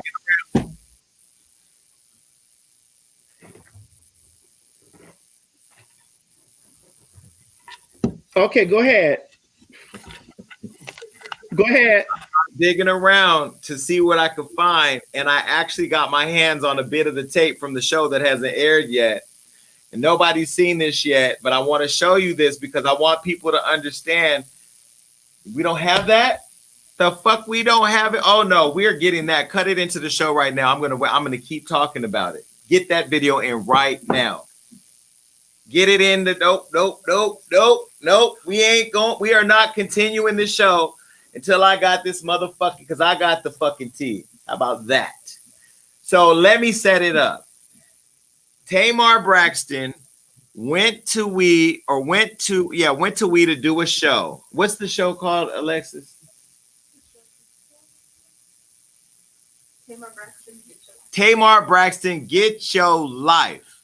Now, when she did the show, they paired her up with Mona Scott Young. She went to Mona to do the show. We all know Mona Scott Young. She does Love and Hip Hop. I'm on Love and Hip Hop. She gets a lot of criticism for creating what's called, quote, ratchet TV.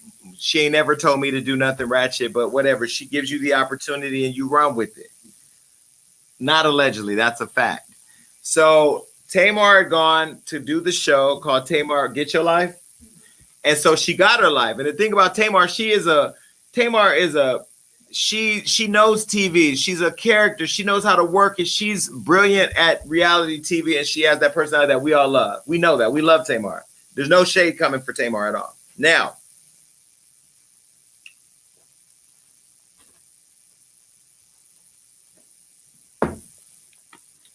TS, I got something. When I saw the thing, do we have the audio from the 911 call?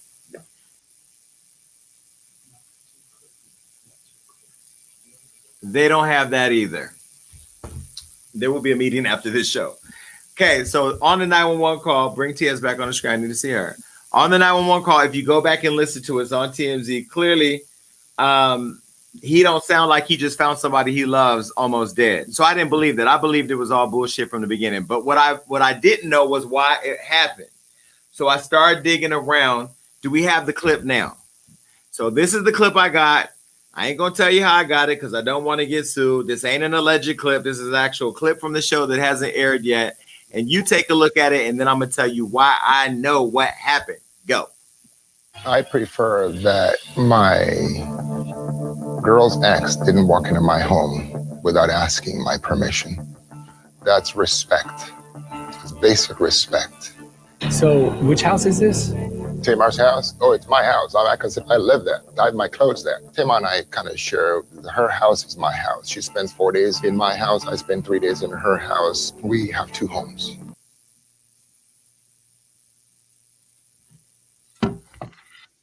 Keep your sign up. Here we go. We got something else. So now that is a bit of it. How does a nigga tell you that your house is his house? A house that your music paid for, that your reality work, that your talk show work, the real work paid for. How is it now that he says that your house is his house and you're not gonna have your baby daddy, your ex-husband come and tuck his son in your house? Okay, now there's something else. Take a look.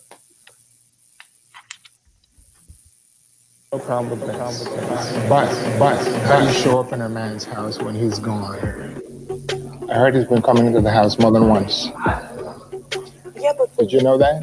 Coming to the house That's because he's been walking into the house more than once. And why did you do something about it? I think he was there hanging out. I think he was there dropping off Logan. Okay, so he walked into my house, walks into the bedroom, walks back to Logan's bedroom, walks back out, and is, Like, but why would you get mad at me for that? Because it happened before. It was the second time it happened, or the third time. I don't even know how many times it's happened. I told you the first time. I don't want Vince walking through my house again.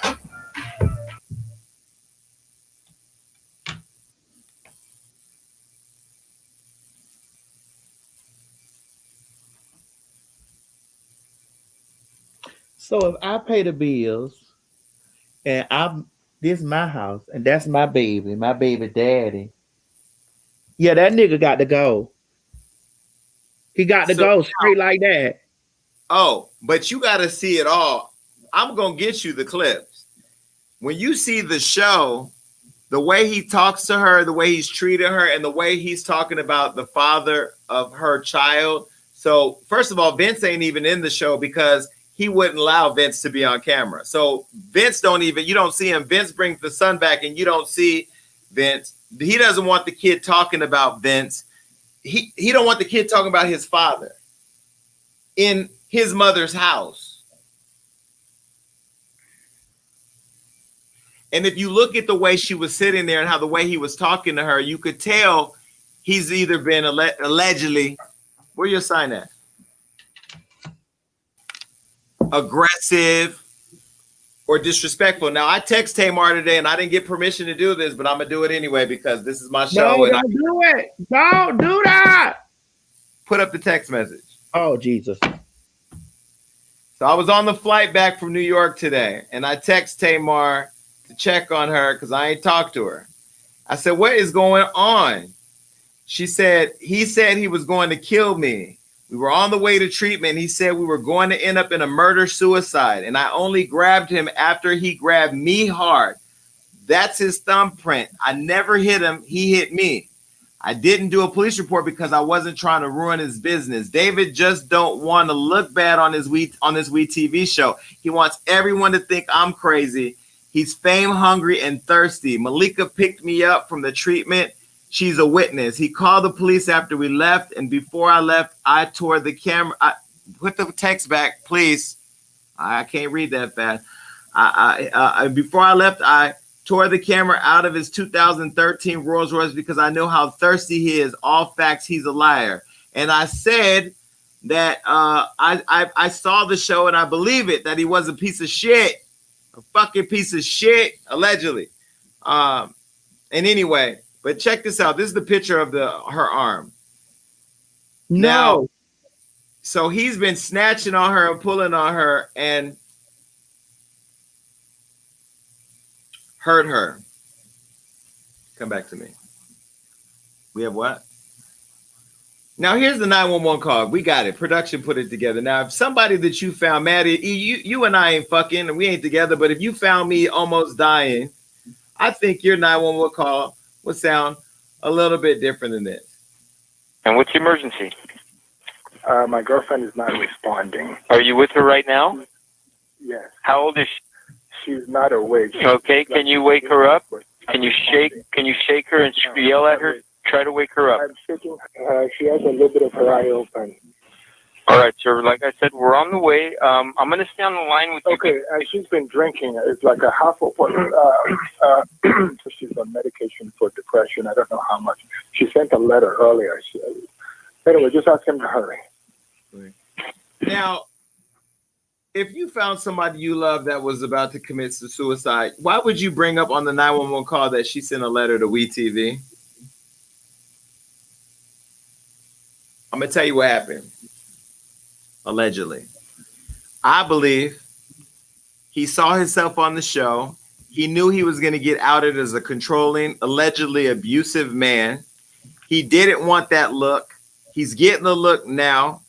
Everybody loves Tamar. And I'm putting this out here because I support Tamar and I got her back. And I know you love Tamar. And me and Tamar, I told Tamar I need a one-on-one, me and her, and I got her motherfucking back. So everybody in the comments, just be clear. This ain't outing Tamar. There's a whole bunch of other conversation going, so she's not going to be mad that I put this out. And more women need to feel comfortable to have people having their back and support them. But what do you think about all that? What did you think from what you just saw? Well, one, Jason, you shouldn't have put that text message out that you and Tamar had. One, unless she told you. Unless she told you, you could have did that. Now, that's what this text message right here. You shouldn't have put this text message out. That's for that was y'all talking. You don't do that. But now that you done put this stuff out here and we listening, I really want her out of that relationship. I hope that she's not in that relationship with him. I just hope I hope she's dissolved that. I really want her out of that because, especially, where did you get this bruise, this stuff on her arm? Where did you get that? Alleged. Where'd I get that? Well, so is that her arm that's bruised like that? Yeah, she needs to be. I want her out of that relationship. Like, listen, when relationship starts to get verbal, you should be out. Like when it gets real, like verbal, you should be out. When it gets physical, you should be dead. You should be dead. I hope the show comes out because it is a show that you do root for Tamar. You want her to win. You want Tamar to be on top where she deserves to be. You know, everybody loves a comeback story, and everybody loves Tamar.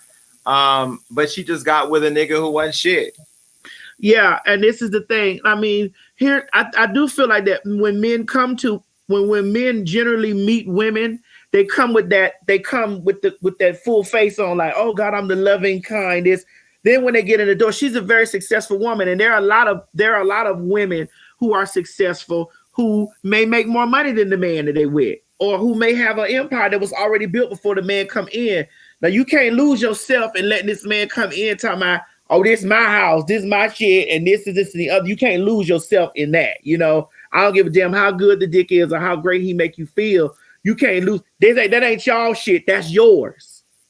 That's your shit. That's one. Maybe she didn't know that in the man who came into your house and then said to you, I want to be with you in the morning every day. You'll be like, that's mine. Right? Yeah. And you can't lay no rules down. Now, if we got a house together, if we was together in our shit, then you could tell me, well, I don't want your baby daddy coming over here. You know, listen, when women have children with men, the men is going to always be in the life of those people. They're going to always be in the life. Like he's never going to be able to, he shouldn't be with her now, but if they were still together, you ain't never going to be able to get rid of Vince. That's his baby. That's his son. And you can't tell him don't come around there and don't drop the kids off or whatever. If the girl is into you, she's into you, you know. But what is he? What is his nationality? Nigerian. He's Nigerian. Oh, okay. Where did his money come from? He works in the financial world. Oh, Lord, let me check on my social security number. Put your sign up. Allegedly. Where's the allegedly at? Listen, we love Tamar. And you know, we send our well wishes to her. You're gonna be good because everybody got your back. And I want to say what I didn't like is when the whole cry for help, I believe the wanting to kill herself allegedly and get away from that relationship was a cry for help to get away from a controlling situation. And so I didn't like how people were attacking her, and I didn't really sound off on it at the time. But everybody saw what we just saw, so you could take from it and you know, put two and two together for yourself. But I hope she's. Yeah, I don't like that. I don't like from me hearing this now. Like if you know, me seeing what y'all wrote with each other, I don't like any of that at all. And I do feel like that if Tamar's watching or listening, if she ain't got out, she needs to get out now. Like it's imperative for her to get out now, you know. And I think Tamar is really a loving person, and I love Tamar. She's really loving. And I think supportive too. She's very supportive, and I just really feel like that she, you know, that she really wants love in a good place, love in a great place or whatever. And sometimes when your light shine like that, you attract all kinds of things, you know. And I'm very hurt if, you know, to see her arm like that. And to know that she feels like that he's like abusive when she loved that man at first. Remember? Yeah, she did. Somebody wrote in the comment section and said that she left Vince for him. I don't know if she left Vince for him. I think her and Vince kind of fizzled out and then the relationship ended. I don't know the timeline. I'm gonna get into it if I can get that interview. You know, and I would approach it from a place of like really trying to give her a platform to share what's really happening, you know, because Tamar is a strong woman. I don't know Tamar to be a weak woman. So for her to be in a situation like that, something had to be going on. So here's the thing. Somebody wrote in the comment section and said voodoo. Somebody put a spell on her. Voodoo. Yeah, somebody put there. Just click the comments and let's see what people are saying. Why is Tamar not top entertainer? Her voice and attitude is everything. I mean, people have their ups and downs in the industry. That's just what it is. You attract good and evil when you shine so bright. That's true. That's what I said. That's what I said. Somebody, Rochelle Polk said she bragged on this man with Wendy Williams and she wanted to get married to that man.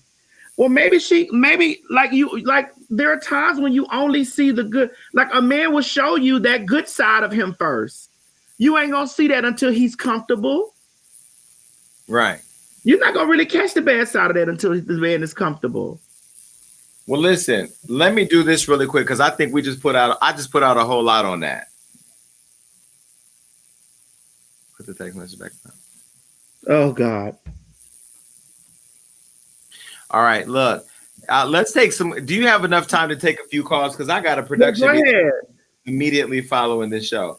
All right, so look, we're gonna take some calls right now. It's a Socialite sound off, and this is the number. We're gonna put that up here so you see it. It's 1402 Gagging. You can call in 1402 Gagging, and you could talk to me in TS. I know all her fans are here to talk to her, and maybe 3 or 4 people are here to talk to me.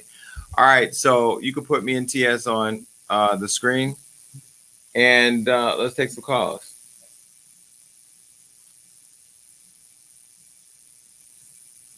Tell me when they're on. Somebody's on the phone. Hello? Hello?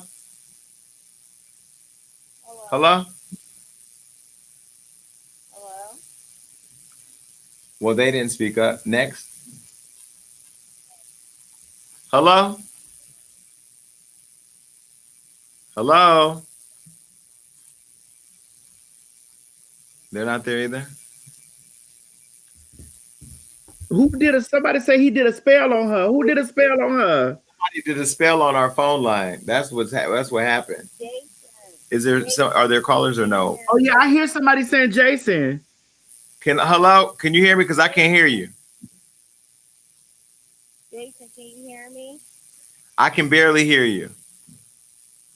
Yes, can you hear me? Yes, I can hear you. Okay, good. Oh my God, I'm so excited because you're so gorgeous. Thank you, baby. I can hear you. Your volume is low, but I can hear you. Okay, because I have you guys on headphones and my cell phone. Can Jason hear me? Jason, can you hear her? No. Listen, I don't even want to disrespect the callers, and I don't even want to disrespect the viewers because we put in too much work to get this right. And even though we know technical stuff happens, I think we've had a long, good show. And Maddie, I'm going to get it together here and invite you back when we work out these kinks. Okay. And I'm available to do your morning show whenever you want me. All you got to do is let me know. Okay. Okay, well then when I come back, because I gotta have my schedule right. Like, cause my schedule is all kind of like wavy. So I'll let you know. Right, because of what you're doing out here? Maybe. I won't put those text messages out. Yeah, because it ain't none. See, we know better than to leave a receipt laying around. Ain't no text messages like that, honey. Listen, yes, you know I love you to death. I'm gonna call you. I'm gonna call you before my production meeting. Okay. And work all this out, and we will get it together. But thank you for coming on. Thank you, baby. Thank you for having me. I'm gonna call you in a minute. All right. Bye. Listen, folks, perfection is what I strive to be, but I ain't perfect by any measure. I appreciate everybody calling in. I appreciate everybody being patient. I appreciate everybody sipping slow. I appreciate those of you that stayed on when the shit got crazy. I love T.S. Madison. I love Jonathan Fernandez. I love everybody that we've talked about on the show. More importantly, I love all of you that called in and or that wanted to call in or that wanted to participate today. I'm not even going to take another phone call because I got to get the shit right. And I do, though, want to tell you I have another guest next week, and the sound will be working, and it's this person right here. It's my friend Sky from Black Ink Crew. She'll be here next Tuesday at 7 p.m. 7 p.m. Sky will be here. We've had a conversation today. I know for sure she'll be here. And I hope and pray that all of you will be here because, look, it's our second show. It's our first time taking guests. We didn't do Socialite sound off. We did not have a thought in prayer today because my thought is that I'm going to pray for this meeting, that we get it right, and that we come back here and have it together. So make sure that you follow us at Hollywood Unlocked. You follow us on Facebook at facebook.com/HwoodUnlocked. So that way you get the alerts when we go live, and that you subscribe to our YouTube channel, HollywoodUnlocked.com/YouTube, and follow us on social media again at Hollywood Unlocked on Instagram. I see all the comments. I appreciate you. I know you're going to come back. I love you, love you, love you, love you, love you. And I promise you next week, I'll do less topics and more phone calls and more interactions. I promise you. But until then, I'm out. Peace.